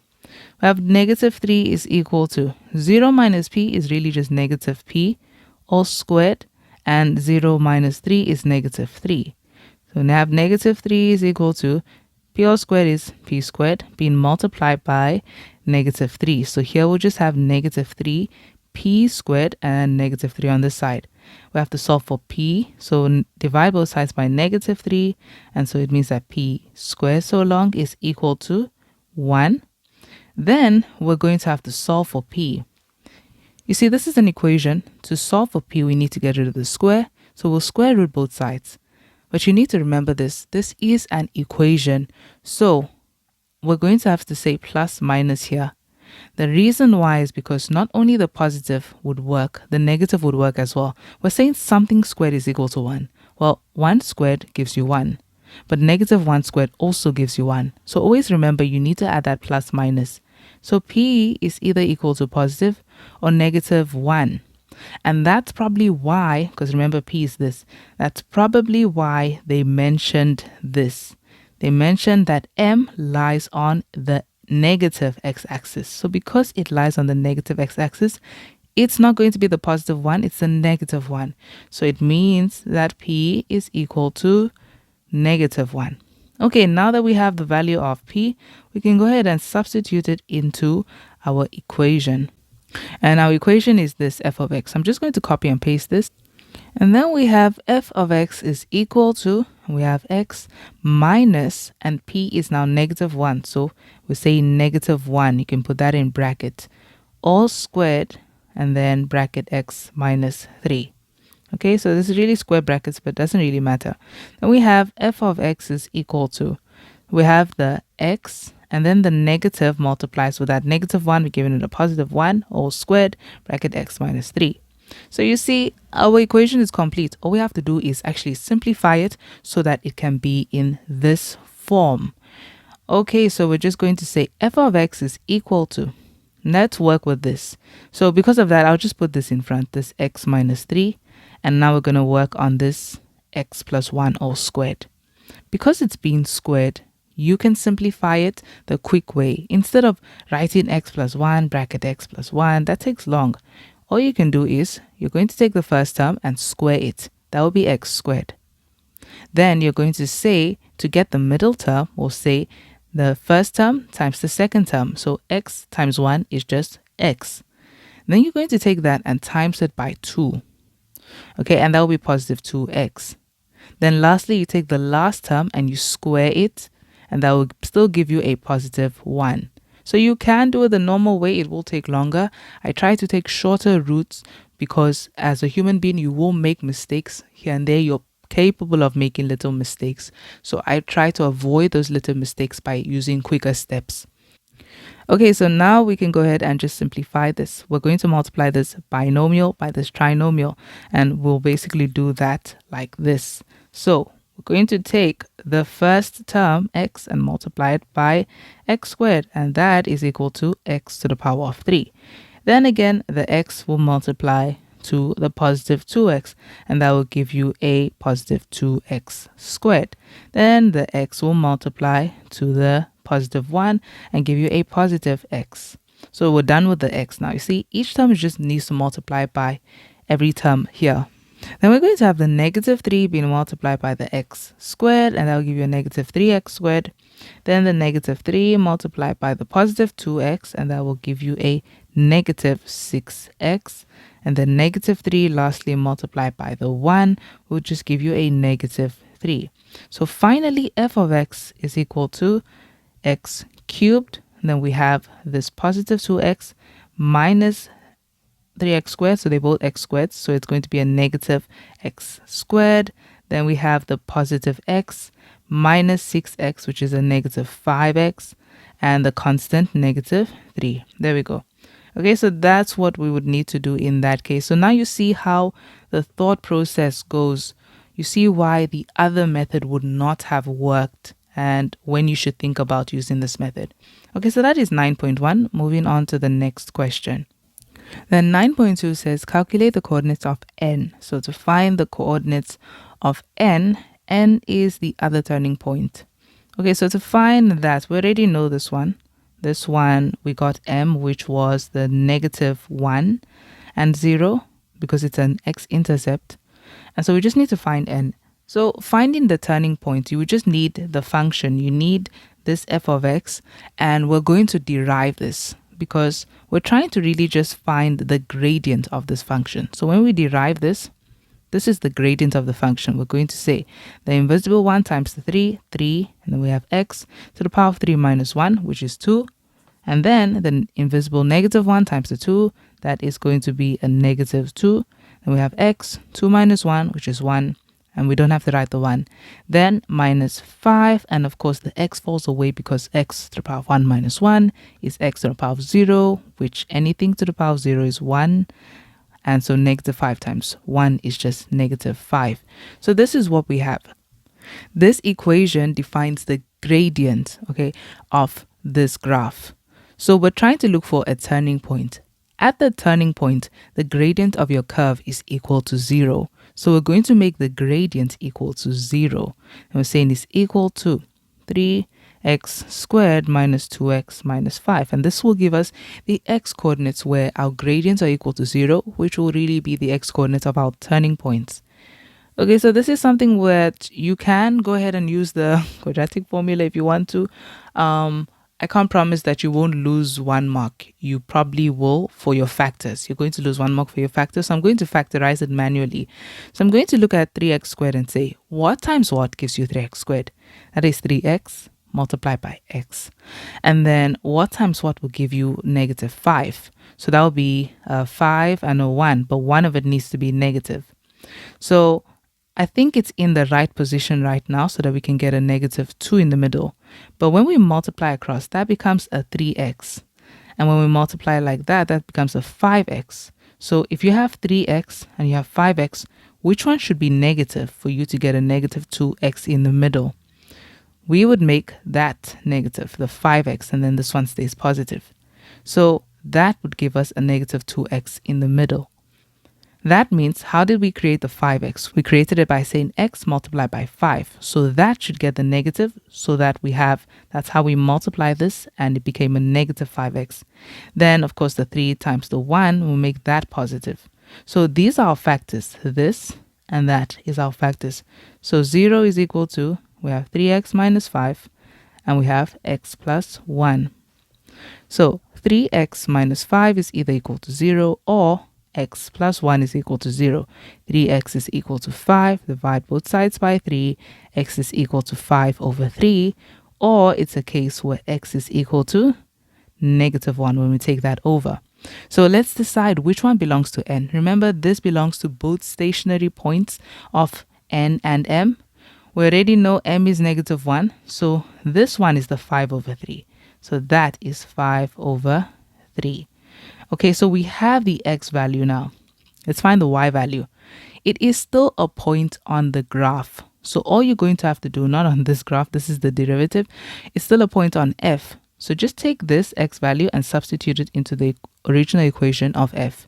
So we'll say f of 5 over 3, and you're just going to plug that in. And when I plug all of this in, I get f of 5 over 3 being equal to negative 256 over 27. So just make sure you check carefully that everything was put in properly. So it means that the coordinates of n are 5 over 3 and negative 256 over 27. Okay, so that is for 5 marks. Moving on to the next question. The next question says 9.3, for which values of x will f of x be less than 0? So f of x would stand for the y values of the graph of f. Where will they be less than 0? In other words, where will they be negative? So we're going to use the graph to do that, to find out where they're going to be negative. Okay, remember this is 5 over 3 and, well, that other number. Okay, and that. So where is this graph going to be negative? Where does it have negative y values? So looking at the y values, these y values here, those are positive. We're looking for where it has negative y values. So where it has negative y values, you see that this would be everywhere down here. We're looking for parts of the graphs that lie down here, so below the x-axis. And the parts of the graph that lie below the x-axis would be all of this over here, this, all the way to here. Not beyond this, because beyond this, these y values are positive. So we just have to now find out what the x values for these points are. And also please note that they said where f of x would just be less than 0, not equal to 0. So why I'm saying that is because of this point of m. At exactly the point of m, the y value of f is equal to 0. So I'm going to try and not include negative 1 itself as a point. Okay, so when we're actually saying what the x values are, let's map this to the x-axis. You see these coordinates? Look at the values that we have. First of all, it's values that are what than, we have this here, negative 1, right? These are values that are what than negative 1. These are values that are less than negative 1. So I can say that x here is less than negative 1, not equal to, just less than it. Then these ones over here, I can also map them out. Map it to the x-axis and you see that these are values that are greater than negative 1. But then look at them here as well. These are values that are less than 3.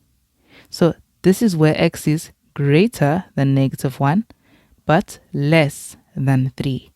Those would be all these parts of the graph. So that's really our solution. It's that and that. So I'm going to put that down. So this is where x is less than negative 1, or where x is greater than negative 1, but less than 3. And that will be our final answer. This can be simplified further, but I'm sure they will accept this. So if you said something like, if you looked at that and said, okay, that actually basically means that the numbers are, as you can see, if we just look at these numbers, it's actually everything that is less than 3. Because you see, if we keep going, all those x values, they all have, the graph all has y values that would be negative. So it's everything that is less than 3, but you need to say excluding negative 1. So in that case, you could round up everything we said here by saying that x is just less than 3, but, or you don't have to say but, you can put semicolon, x is not equal to negative 1. Because we're saying at negative 1, we cannot include this point, because at this point, f of x is not smaller than 0, f of x is equal to 0. See, it has a y value of 0. So that's another way you could have also concluded that it will still be correct. Okay, so that is just an alternative way of putting that. Then we have 3.1.1 done. Moving on to the next question. Then the next question, 9.3.2, says we have to determine the values of x for which f will be increasing. Okay, let's speak about increasing and decreasing. If we have a line like this, okay, what is this line doing? You have to read graphs moving from the left-hand side to the right-hand side. And if you read it moving from left to right, what is it doing? It is increasing. And when a graph is increasing, it really just means that its gradient is positive or greater than 0. So we want to look for, on this graph, where is this graph increasing? So we can look at this in a cubic function as well. In a cubic function, we have a cubic function like that. And we're looking for places where it's going to increase. Again, we will read the graph from the left to the right. And where it is increasing, if you look at it from left to right, all the way here, it's increasing. Then it does something at the turning point. At the turning point, remember we say that this is the point where the gradient is equal to 0. At the turning point, the graph is neither increasing nor decreasing. It is stationary. So it's standing still. So that's why that's a stationary point. Then when you go past this, the graph starts to decrease. And then it reaches another stationary point. So it doesn't increase or decrease. It just stays still, stays stationary. Then after that, it starts to increase again. So you can see now that two important points would be the x coordinates of your stationary points, and we'll be able to mark where it is increasing because that's what we need to find. Okay, so let's look at the graph. The graph is going to be increasing here. All the way here, it's increasing. Then it decreases here. We don't have to mark that part. We're only looking for increasing. Then it stays stationary, and then it starts to increase again. So what are the x values belonging to this point? So the x values of your turning point is going to be very important here. These values, if you map them up to the x-axis, look at them. Look at that value. Look at that value. Look at what they are. These are values that are less than what number is here. -1 is here. That's the x value here. These are values that are less than -1. So for this part, we can say x is less than -1. Not equal to -1 because at -1, the graph is neither increasing nor decreasing. Then we can do the same thing to this part. We're going to map these to the x-axis. So first of all, the stationary point, the x value of the stationary point is the 5/3. And look at the other parts of the graph that are highlighted. It's these ones, this, and it keeps going. It even goes past 3. So you can't use 3 as a reference. You have to use this stationary point as a reference because this is where it's neither increasing nor decreasing. What are these x values? They're x values that are what than 5/3. They are x values that are greater than 5/3. And that will be our solution. Now, when we conclude, we're not going to put it as one inequality because you will notice that they're actually pointing in two complete opposite directions. This one is pointing towards that way, and these ones are pointing towards that way. Okay, they're not related values. So we're just saying that x is less than -1 or x is greater than 5/3. And there we go. So that is just for 2 marks. You don't have to draw this graph. This was just the means of explaining. That would give you your 2 marks. Okay, moving on to the next question. Then we have 9.3.3, which says we have to determine the values of x again for which f will be concave up.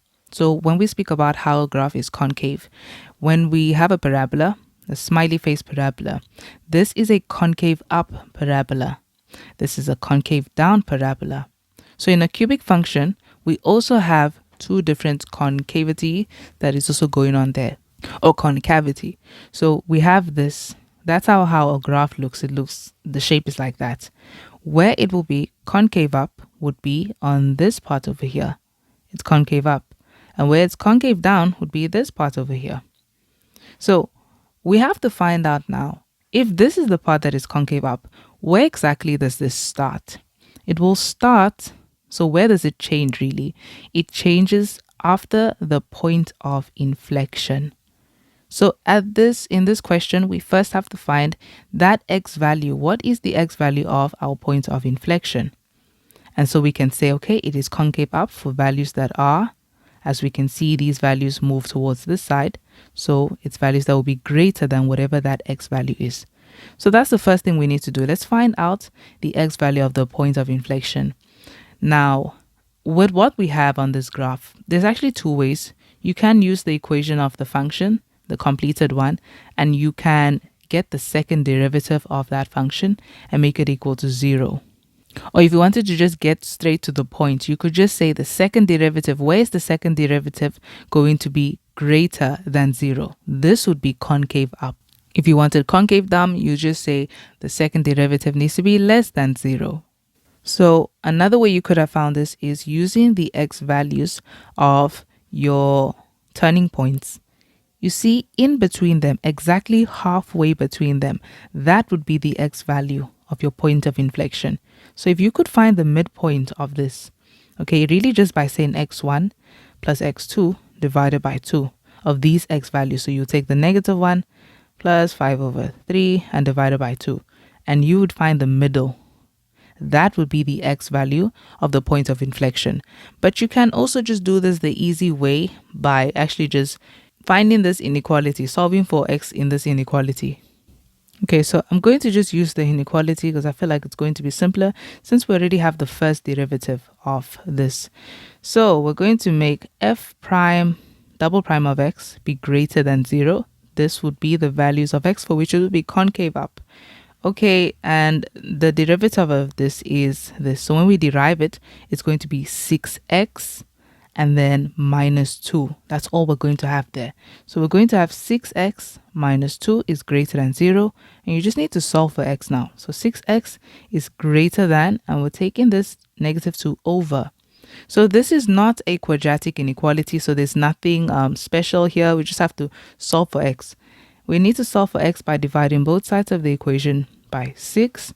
And so it means that x just needs to be greater than 2 over 6 is just 1 over 3. That would be the values of x for which is going to be concave up. And it is for 3 marks. So definitely this method would give you those 3 marks. The other method is quicker. So maybe if it was just like 2 marks or 1 mark, you could have just used the other method instead. Just in the other method, you have to just think a bit. Okay, moving on to the last question in question 9. Okay, so 9.4, the last question in question 9 says, determine the maximum vertical distance. Okay, so maximum vertical distance between the graphs of f and f prime in the interval where x is greater than negative 1 but less than 0. So we're using 2 graphs here. We are working with f and f prime. Okay, so a representation of what they're asking for is we have the graph of f. When you derive, okay, this graph, we're going to have f prime. And f prime is going to be from the cubic function. When you derive that, you will get a parabola, just like we have here. You see f prime of x is a parabola. And notice that this parabola is concave up, okay, because the a value is greater than 0. It's positive. So this is a concave up parabola. It will look like this. So this part doesn't really matter. I'm just trying to show you what it looks like. And what they're asking for is the maximum vertical distance between negative 1 and 0. So they say where x is greater than negative 1 but less than 0. So we're looking for the maximum vertical distance between here and here. All that just means is we're going to look between these 2 points, right? Looking at what we have in between them, notice that it's the cubic function that is above this graph, the parabola. So actually you would have needed to sketch the parabola a bit just so that you would know what's going on. The cubic function is above the parabola. So when you're calculating the vertical distance, it's really the distance. So we need the y values of it. We don't really have the y values exactly, but what we're going to say is we're saying the graph of f, the cubic function, and we're going to take the graph of f prime, which is this one over here. It's below the graph of f. And we're going to subtract them like that. Because only between negative, well, not only, but between negative 1 and 0, you see that the graph of f is above the graph of f prime. So in order to get that distance, okay, that distance between them, you're going to have to say f of x minus f prime of x. And that will give you a general equation for the distance between those 2 graphs. So that was the whole point of them telling you negative 1 to 1. It was so that you know which one is above which one. So we have to say this minus that one.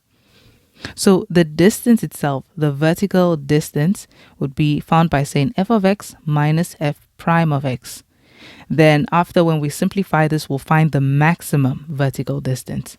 Okay, so f of x is, of course, the cubic function, which we already have. The cubic function is this. And we're going to subtract this by f prime of x. And the f prime of x is what we have here. F prime of x is this. But remember, in this, we have more than one term. So if we're subtracting by this, we need to put brackets around that. Okay, so let's simplify what we have here. We have x cubed minus x squared minus 5x minus 3. And then this multiplies it. Minus 3x squared plus 2x and then plus 5. Okay, so like terms together, we only have one x cubed, so that is still x cubed. Then we have a negative x squared and a minus 3x squared, which will give you negative 4x squared.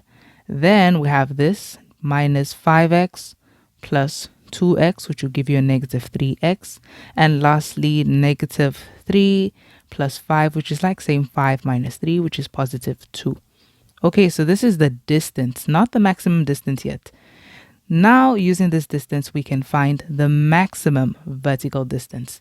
And so we're taking this graph and we're going to find out where is it a maximum. We're going to find its maximum value.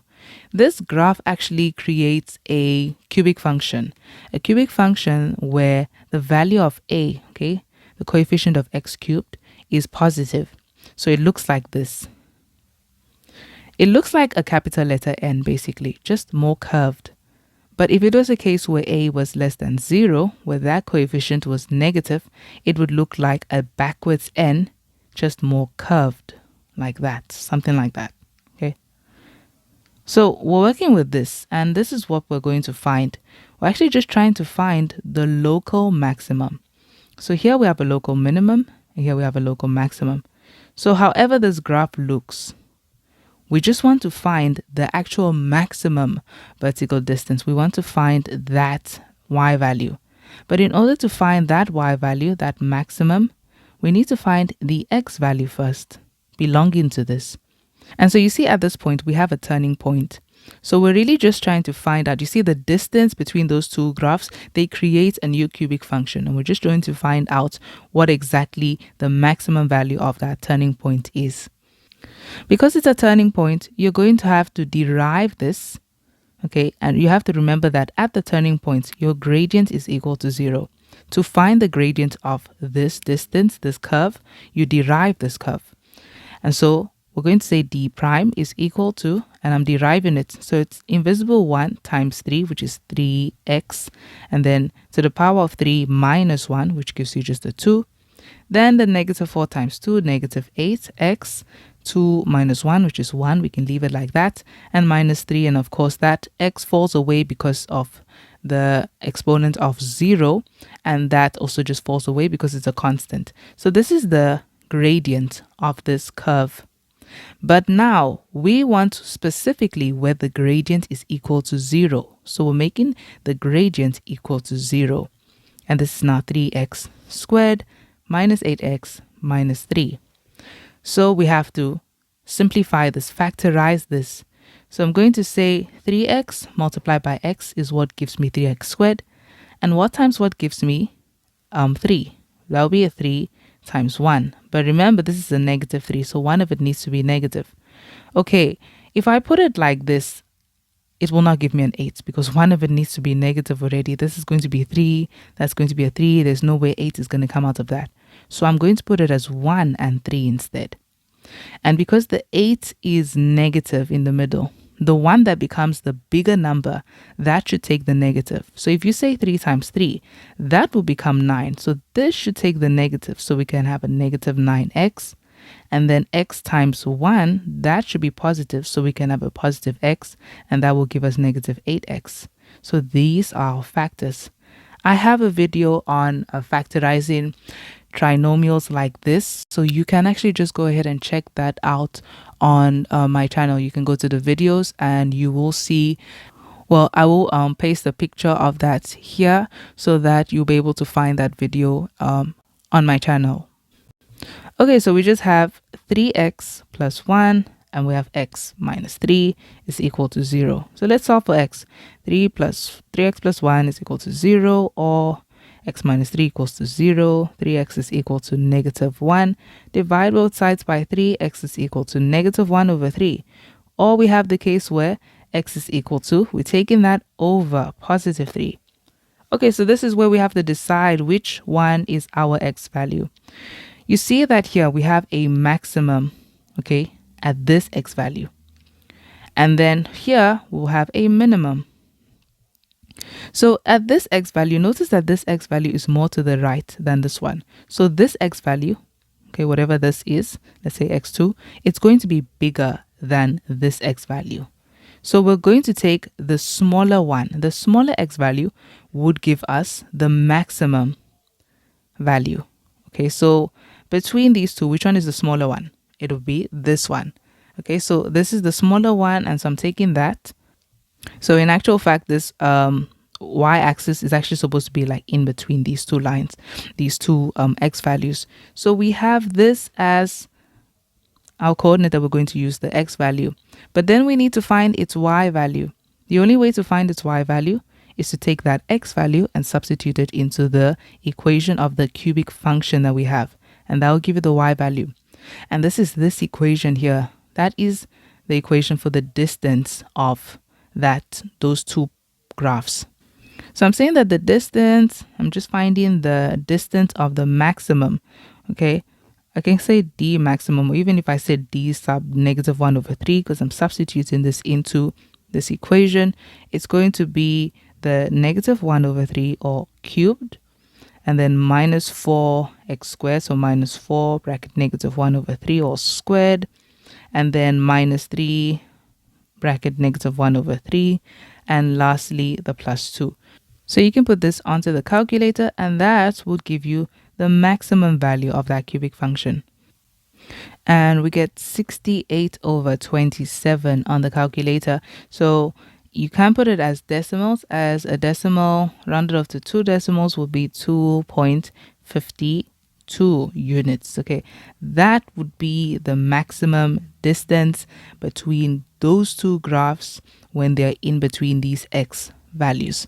And that is the last question that we have for question 9. And then we move on to the last question in this paper, question 10. And we are finally on the last question, question 10. So question 10 says, 10.1, flags from 4 African countries and 3 European countries were displayed in a row during the 2021 Olympics. Okay, so determine the total number of possible ways in which all 7 flags from these countries could be displayed. Okay, so all we're just thinking about is that there are a total of 7 flags. Okay, so 4 of them are African. So just say this is a flag, and we're just going to have these 7 flags. And so we have 4 African flags. I'm just going to say African flag 1, 2, 3, and 4. And then the European flag. So 1, European 2, and European flag 3. Okay, so this is what we have. They just want the total number of ways that they can represent these 7 flags. Okay, so what are the total number of ways? All we're just going to have to think about is the fact that there are 7 flags. So you're looking at it like this. The first flag, when we have to display the first flag can either sit in this first position, it can sit in the second, the third, the fourth, the fifth, sixth, or the seventh. Okay, so the first flag has 7 options or 7 choices to be placed in. Then after the first flag has been placed down, the second flag, how much more options does the second flag have? Because the first flag has already been put down, the second flag will only have 6 more positions to be put in. So it can either be put here or here or here or here or here. So that is times 6. After the second flag has been placed down, wherever it's going to be placed, the third flag now, how much more options does, or how much more places does the third flag have to be placed in? The third flag will have only 5 places, here, here, here, here, or here. Okay, so that is 5 places. And this is really how we keep going. The fourth flag will have how many more options to be placed in? 4 more options. The fifth flag will have how many more options, how many more places to be placed in? Only 3 spaces, here, here, or here. That's 3 places. Then the sixth flag will have only 2 options. and the seventh flag will have only one option since everything else has been placed. And that's how we look at that. So on your calculator, this is really just 7 factorial. So you can go ahead and say 7 factorial and let's see what we get. So on your calculator, you're just going to say 7 and then shift and this button for factorial. So that gives us 5,040 ways. They can be displayed in 5,040 ways. Okay, moving on to the next question. Question 10.1.2 now says the probability that, so we have to determine the probability that the flags from the African countries were displayed next to each other. So we are only placing the flags from the African countries next to each other. Okay, so these are the flags that we have. I'm just going to put them here and we're going to group the flags from the African countries next to each other. So it means that we have created a group. This group is only African countries. Okay, so that's the only group they created. They never said anything about the European flags now have to be placed next to each other. So a common mistake is when they make something like this, when they say something like this, where they say that, like for example, African countries need to be next to each other, people may just immediately assume, okay, so if the African flags are next to each other, then by default, the European flags are next to each other. But that's not true, because look at what can happen. You see, they are next to each other. But this European flag, for example, can sit in front of the African flags. It's possible. And it could even be a case where 2 European flags are sitting even in front of the African flags, as long as the African flags are sitting next to each other. Okay, so this is the way that I like to work through questions like this. I'm going to identify the groups that have been formed. So the first group we have here is the fact that the African flags are placed next to each other. So despite the fact that they are placed next to each other, we still have to look at the total ways that they can even be seated or be displayed like this, even as a group. The reason why is because, for example, this first flag, remember they're all different flags, they're not the same flag. This first flag doesn't have to necessarily sit in this position. This first flag can even be seated in between 2 and 3. And the first flag can even be seated here. So to find out the total number of ways that these flags as a group can be displayed, we have to say 4 factorial, because there are 4 flags in here and we're looking at the number of ways that the first flag can be displayed in this group. The first flag can either sit in the first position or sit in the second or the third or the fourth position. But after this first flag has been placed down, wherever it is, the second flag will only have 3 more options to sit at. And then the third flag will have only 2 more options to sit at because the second flag is seated. And then the last flag will only have 1 more option. That's why it is 4 factorial, because that's really 4 options times 3 options times 2 times 1. That's where that 4 factorial is coming from. Okay, so that's how I like to view it, as I'm going to group them together like that. Then these ones, they are not a group. So what I'm going to do is I kind of look at each of these as if they are a group on their own. As in that is just one group on its own, that is one group on its own, and that's one group on its own. This part is not really necessary. It just really helps with thinking it through. So since this is one group on its own, I'm seeing it as how many ways can this flag be placed as one group on its own. Because there's only one flag in this, it will be 1 factorial. Okay, because there's only one flag in this little group over here that I've just created. And then in this one, it will be 1 factorial and 1 factorial. Okay, and what we're doing is we're multiplying all these numbers. Then the last thing we're going to do is, because we don't want it to necessarily just sit like this, what I've done right now is I've only found out the total ways that these flags can be seated. I've also found out the total ways that these flags can be seated. But the only problem with this right now is that they will only literally stay in the positions that they are. Like this group will stay here, this one would just stay here, and that one would stay like that. What I want is not that. I want these groups, these ones to also be able to move around. I want this one to, for example, be able to sit here or be able to even sit in between this red group and the blue. So in order to do that, now you're going to have to find out how much groups have now been created. The amount of groups being created would be this. This is one group on its own. This is another group. That's the third group, and that's the fourth group. We have created 4 groups. To allow these 4 groups to be able to be seated in any way, we're going to say times 4 factorial. You can kind of see it as if I'm treating each group as if it's now an individual flag, as if this one is an individual flag. And I'm saying, okay, this individual flag, how much options does it have to be placed in? It can either be placed here where it is in the first position, or it could be placed in this position, in this second group's position, or in the third group's position, or in the fourth group's position. So this first group has 4 options to sit at. Then, once the first group is seated, I'm looking at the second group, which I'm treating as this one. So this group, how much options does it have to be displayed in? Because the first group is already seated, it has only 3 more options. It can be seated here, here, or here. So that's times 3. Then the third group has how many options left? Only 2 more places to be placed in. And then the last group, because all of them has been placed, will only have 1 more place to be seated at.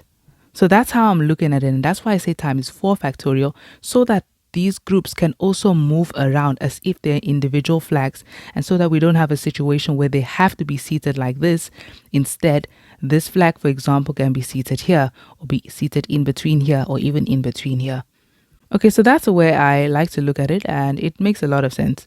So this is what we can do now to simplify this. You see, 1 factorial, if you check on your calculator, it's just 1. So it's like 1 times 1 times 1, which is 1. And if that 1 is being times by 4 factorial, it will just stay 4 factorial. So this is really what this simplifies to. It's 4 factorial multiplied by 4 factorial. Okay, but just remember, the question is, we have to determine the probability that the flags from African countries were displayed next to each other. The probability. Okay, so this one, what we're just finding is the total ways that the African flags can be placed or displayed next to each other. So what's 4 factorial times 4 factorial? And that is equal to 576. Okay, but then this is just the amount of ways that the African flags can be placed next to each other. We still need to find the probability. So to find that probability, that would be, so the probability that the African flags would be displayed together, that would be this, the 576 ways, over the total number of ways that all the flags can be displayed without being grouped. And that was this 7 factorial. That was the total number of ways all the flags can just be displayed. So that is 5040 over 5040. Let's go ahead and see what that simplifies to. So 576 over 5040, and that's, okay, I'll leave it as a fraction, is equal to 4 over 35. And that's our answer. You can leave it as a decimal, as a percentage, it's also fine. Okay, so that is 10.1.2, and moving on to the next question. Okay, so 10.2, we have A and B are independent events. Probability of A is equal to 0.4, and probability of A or B, is equal to 0.88. Calculate the probability of B. Okay, so let's use what they told us. This is for 3 marks. Probability of A and B, that they are independent. That's what they said. There are 2 independent events. Okay, so what do we know about independent events? We know that if 2 events are independent, then the probability of A and B would be equal to the probability of A multiplied by the probability of B. That's what we know about independent events. Then they gave us information about the probability of A, but then they also gave us the probability of A or B. And they also told us to calculate now the probability of B. So we need equations that will have the probability of B in it. This equation has the probability of B, but we don't have the probability of A and B. Okay, so let's use what they told us here. They also told us about the probability of A or B. The equation for that is the probability of A or B is equal to the probability of A plus the probability of B minus the probability of A and B. Okay, so this is definitely what they want us to do. Do you notice that we know we are looking for the probability of B, right? The probability of B are in both equations, but the probability of A and B are also in both equations. So what we can do is make the probability of A and B a subject here. It's already a subject here. Then we can equate them. And then we'll be able to say, because we will equate them basically because they will both be the equations of the probability of A and B. So what I'm going to do is I'm going to take this over to make it positive, because right now it is negative. So it's now the probability of A and B is equal to the probability of A plus the probability of B. Let me actually just fill that in. I know what the probability of A is. It's 0.4. 0.4 plus the probability of B. We don't know that. And then I'm taking this one over minus the probability of A or B. But the good thing is I know what this is as well. This has a number, 0.88. So I'm going to replace that with 0.88. So minus 0.88. Okay, so you see, you have the probability of A and B as a subject of that equation, and we have the probability of A and B as the subject of this equation. Let's just simplify this a bit more and then also fill that in. So here we have the probability of A and B is equal to, we have the probability of B. I'm going to put that first. Then what is 0.4 minus 0.88? So 0.4 minus 0.88, that, I want it as a decimal here. So that is negative 0.48. Okay, so that is the equation for the probability of A and B. We have that. Then I'm going to take this equation. Let me actually pull it down and substitute what the probability of A is. So this was using the fact that they were independent events. And the other one was, of course, using the fact that they told us the probability of A or B. So in the independent events, we're saying probability of A and B is equal to, and we know the probability of A is 0.4. So that is 0.4 multiplied by the probability of B. Now, this part is kind of like if you were saying something like 0.4 multiplied by X. That would be 0.4X.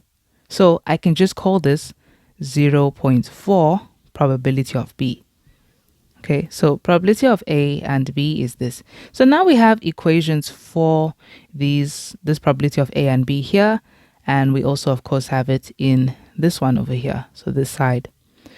What we can do is now equate them. So we can say the probability of A and B is equal to the probability of A and B.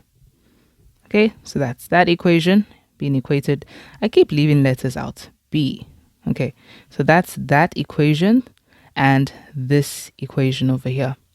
So I'm going to say this one is equal to this. So probability of B minus 0.48. And this is equal to this. Probability of A and B here is 0.4 probability of B.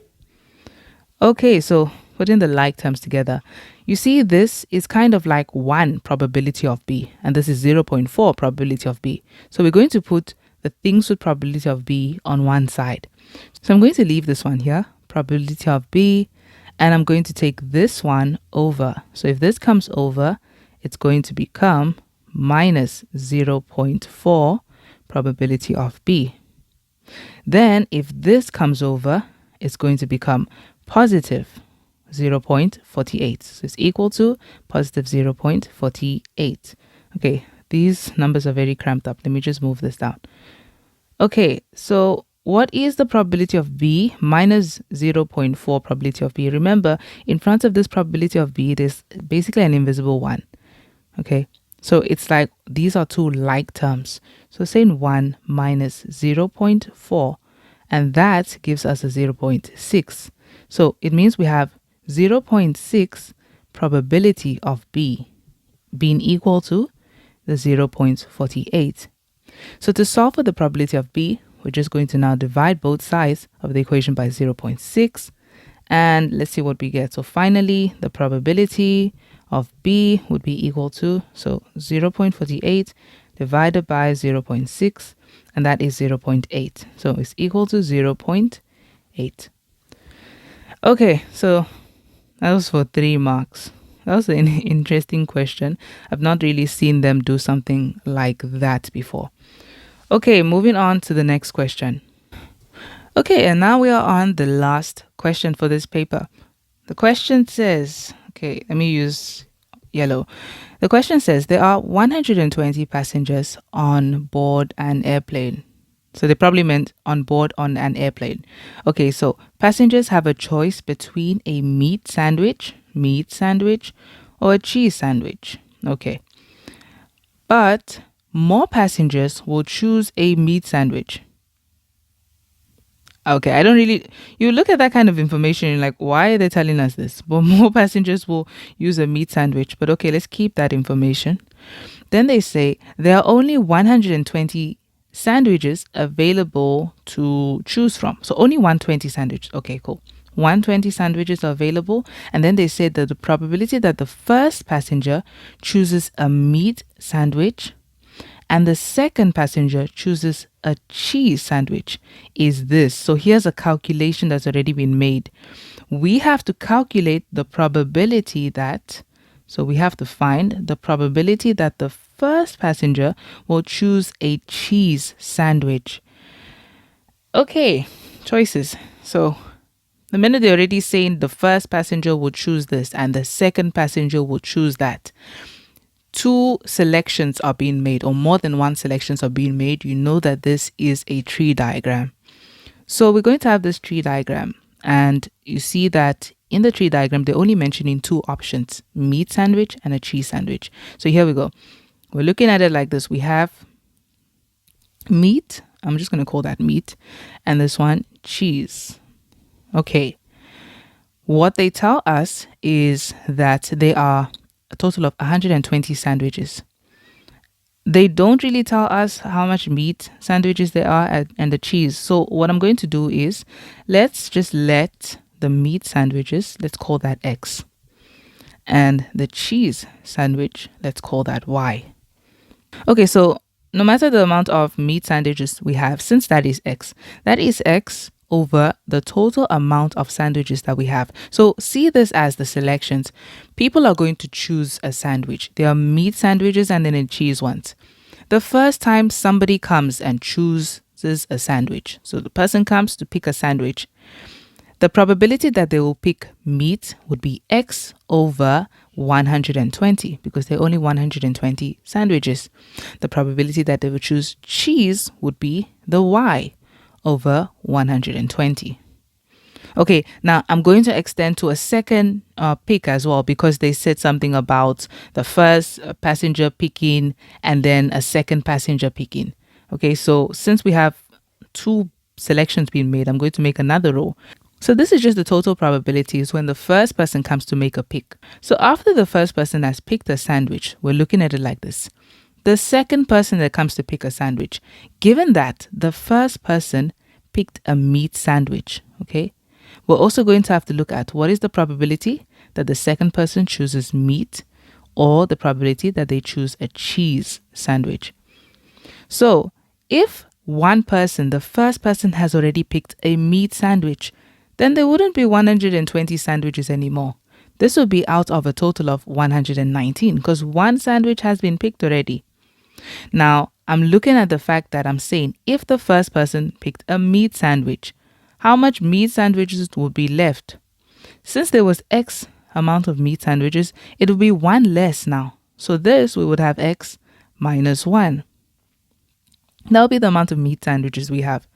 And then to find the cheese one, we're saying that given that the first person chose a meat sandwich, what is the probability that the second person is going to take cheese? Well, cheese has not been picked. So there will still be Y amount of cheese. It's still Y. But out of, since meat has been picked, it wouldn't be 120, it will be 119. Okay, then looking at if the first person chose cheese instead. So what is the probability that they're going to choose a meat sandwich? The second person, what is the probability that that person will choose a meat sandwich? Well, cheese has been picked, not meat. So there will still be the total amount of meat sandwiches left, which was X. So that would be X over. But we have to take into account that a cheese sandwich has been picked out. So not 120, but 119 sandwiches left. Then lastly, we're looking at the probability that the second person chooses a cheese sandwich given that the first person chose a cheese sandwich. If the first person chose a cheese sandwich, the total cheese sandwiches were y. Now it would be y minus 1 because one less of it would be there since cheese is picked. And then out of a total of 119 since one sandwich is picked. So this is kind of what our tree diagram looks like. But then they gave us some extra information. They told us that the probability that the first passenger chooses a meat sandwich and the second passenger chooses a cheese sandwich. So first passenger chose meat. Second passenger chose cheese. What we're looking at is this probability and that.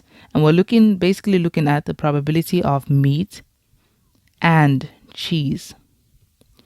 And they gave us that probability already. They told us that that is 18 over 85. So if that is 18 over 85, we can go ahead and let's calculate this further. Because when we're speaking about the probability of meat and cheese, what you're really going to do is you're taking the probability of meat, whatever that number is. So that x over 120.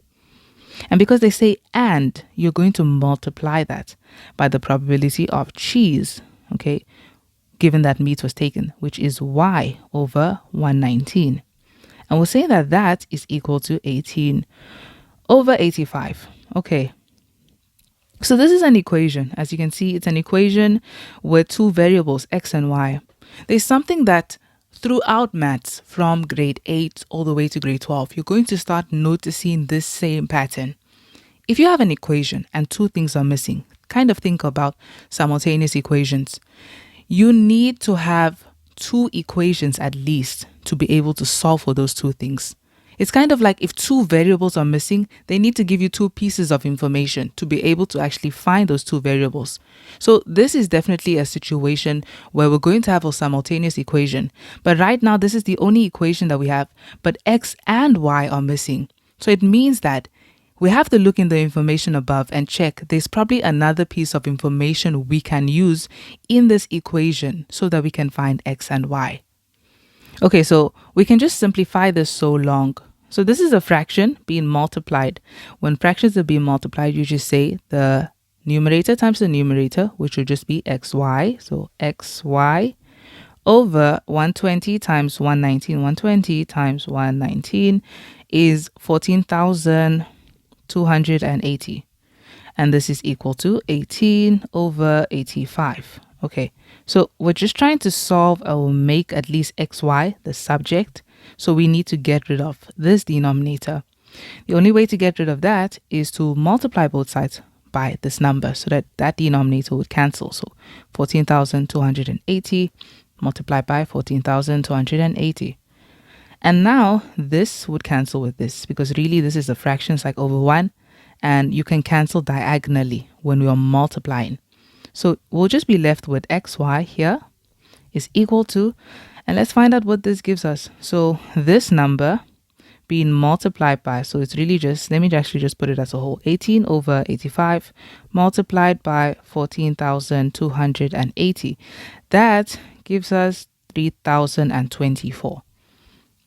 So you see, two things are still missing. We can go ahead and make one thing a subject. I can go ahead and make x the subject so we can divide both sides by y. And it's okay, we can divide both sides by y. Y is definitely not going to be 0. X and y represent the amount of meat and cheese sandwiches. And it's definitely not 0 meat sandwiches or cheese sandwiches. So this is fine. X is equal to 3,024 over y. Okay, this is the equation we have for x. You see, two things are missing. So it means that there must be another piece of information that we can use to form another equation. Okay, so what other information included x and y? Well, x stands for the meat sandwiches and that stands for the cheese sandwiches. They said, so if we look here, they said that there are only 120 sandwiches available. Okay, so we know that if this is the meat and that is the cheese, if you add them together, it should be equal to 120. So, because that's the total amount of sandwiches we have. That's another equation we can form. X plus y is equal to 120. Okay, there we have another equation.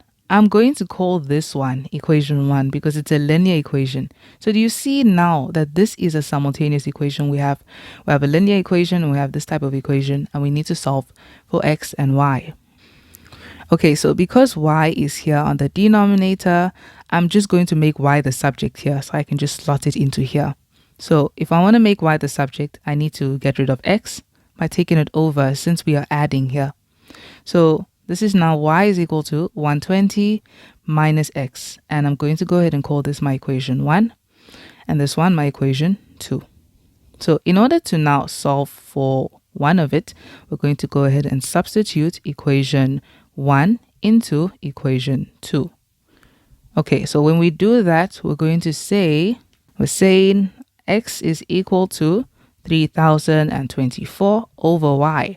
And our y is now this 120 minus x, so 120 minus x. Okay, so this is the equation. We're going to solve for x here. Okay, to solve for x in this equation, let's look at the fact that we can put this over 1. And then we have an equal to sign. So it's a fraction, and we can cross multiply. So let's cross multiply. X multiplied by 120 minus x. It's really just like saying x times 120 minus x. The x needs to multiply to the 120 and the x as well. Is equal to, and then we're going to say the 1 multiplied by 3040, which stays 3024, sorry. Okay, so we have this, and let's multiply this x in here. So that will give us 120x minus x squared is equal to 3024. Then, because the x is negative here, let's just go ahead and take it over instead and take everything over because this is going to be a trinomial. So we have 0 is equal to x squared, and then we have minus 120x because I'm taking that 120 over. But then this is already on the right hand side, so it's just a positive 3024. Okay, so here we have a trinomial. We have to factorize this. 0 is equal to, open up 2 brackets, and we have x and x. Now the middle is negative, meaning both of them should be negative. So let's think about factors of 3024 that can give us 120. You can use the quadratic formula, but most of the time in these questions, there's usually like a mark for the factors. I'm not sure about this one though, but I'm still going to try and find those factors. Let me just check which ones work. Okay, so I tried a bunch of numbers, and when I try 3024 divided by 36, it gives me 84. But if I say negative 36, because they're going to be negative, minus 84, also negative, that gives me negative 120. And so see, I get the middle term. Okay, so I'm going to use that negative 36 and minus 84. Those are our numbers that we have.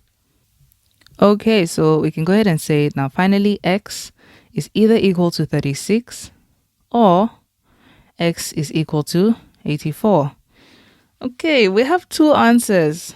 Okay, but let's see where this goes. This is our answers for x, and now we can solve for y by substituting our x values into this equation, into equation 1. So if you like, you can call this equation 3. And you can just say we're going to substitute equation 3 into equation 1 because equation 1 was the one with y perfectly sitting like that. So y is equal to 120 minus x. Y equals 120 minus the first x value, we have 36. So minus 36. And y is equal to 120 minus 36. That is 84. Okay.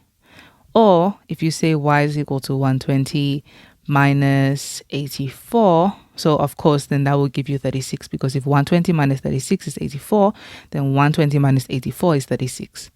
Okay, so this is what we have.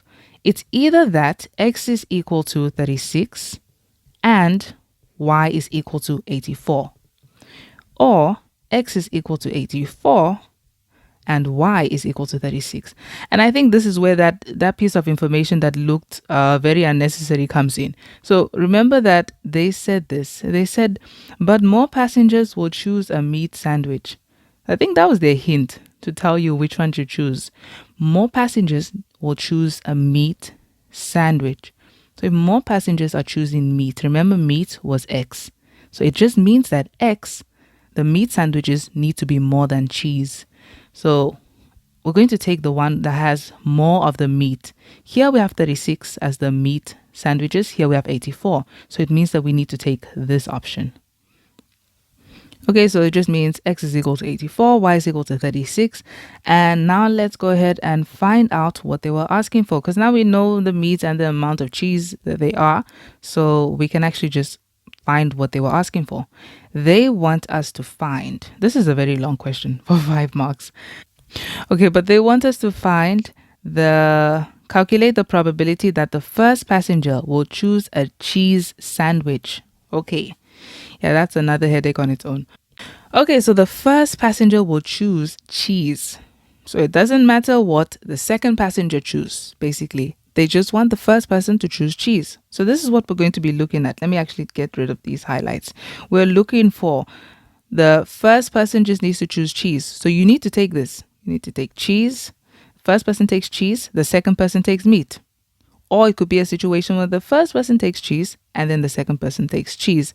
You see, they're not being strict they're not telling you anything about what the second person chooses. They just want the first person to choose a cheese sandwich. As long as the first person chooses it, you need to take those probabilities.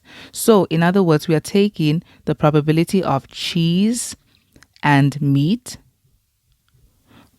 Or we have to also choose, we also have to consider the probability of cheese and cheese. So it's really, you're considering the fact that the first person may take cheese and then the second person takes meat. Or it could be a case where the first person takes cheese and the second person takes cheese. You see, they just want the first person to take cheese. So as long as the first person is cheese, we need to take that. Okay, so this is really what we are looking for. That's really what it seems like they're asking for. So I'm going to take this and let's go ahead and calculate what this is going to be. Since I'm saying or. Now, when you see the word or actually means to add. And you can really see that like this. For example, if you had a coin and someone asked you, what is the probability that you're going to land on heads? You would just say, oh, that's 1 out of 2, because it's one head out of the 2 faces that they are on this coin. Okay, but if you were asked what is the probability that you're going to land on heads or tails, then that would be 100% chance. There's only 2 faces. You either land on heads or you land on tails. So that's 100% chance, which is really 2 out of 2, which comes because we say the 1/2 from the probability of heads and the 1/2 from the probability of tails, and we add them together. Okay, so when you say or, it increases the chance and it means to add. So this is what we're going to do. We're going to take the probability of cheese and meat. Okay, and cheese and meat would be this. So cheese and meat. Now that we know what these numbers are, we can fill them in. So cheese and meat, taking this and this. So y over 120 times x over 119. That's what we're going to take here. And we're saying, because we have or, we are going to add that to the probability of taking cheese and cheese. And that was the y over 120 and the y minus 1 over 119. Okay, and now we can just fill in what x and y are in this. So y is 36. So that's really just 36 over 120 being multiplied by x is 84. So 84 over 119. Plus, here y is 36. So 36 over 120 multiplied by y minus 1. 36 minus 1 is 35 over 119. So let's put this onto the calculator and this will give us our answer. And we get 3 over 10 as our final answer. So the probability that the person will take cheese first, and I even use the number first, is equal to 3 out of 10. Okay, so that is the final question. This was a very interesting problem that they created, and I liked how everything actually linked. It was something that you could get confused by, but always just ask yourself why they give certain information. Usually they don't give information for no reason. Okay, so that's the end of this paper. I hope you guys enjoyed the video. Please like if you do. It really helps the channel. And I hope to see you guys in the next videos. Bye for now.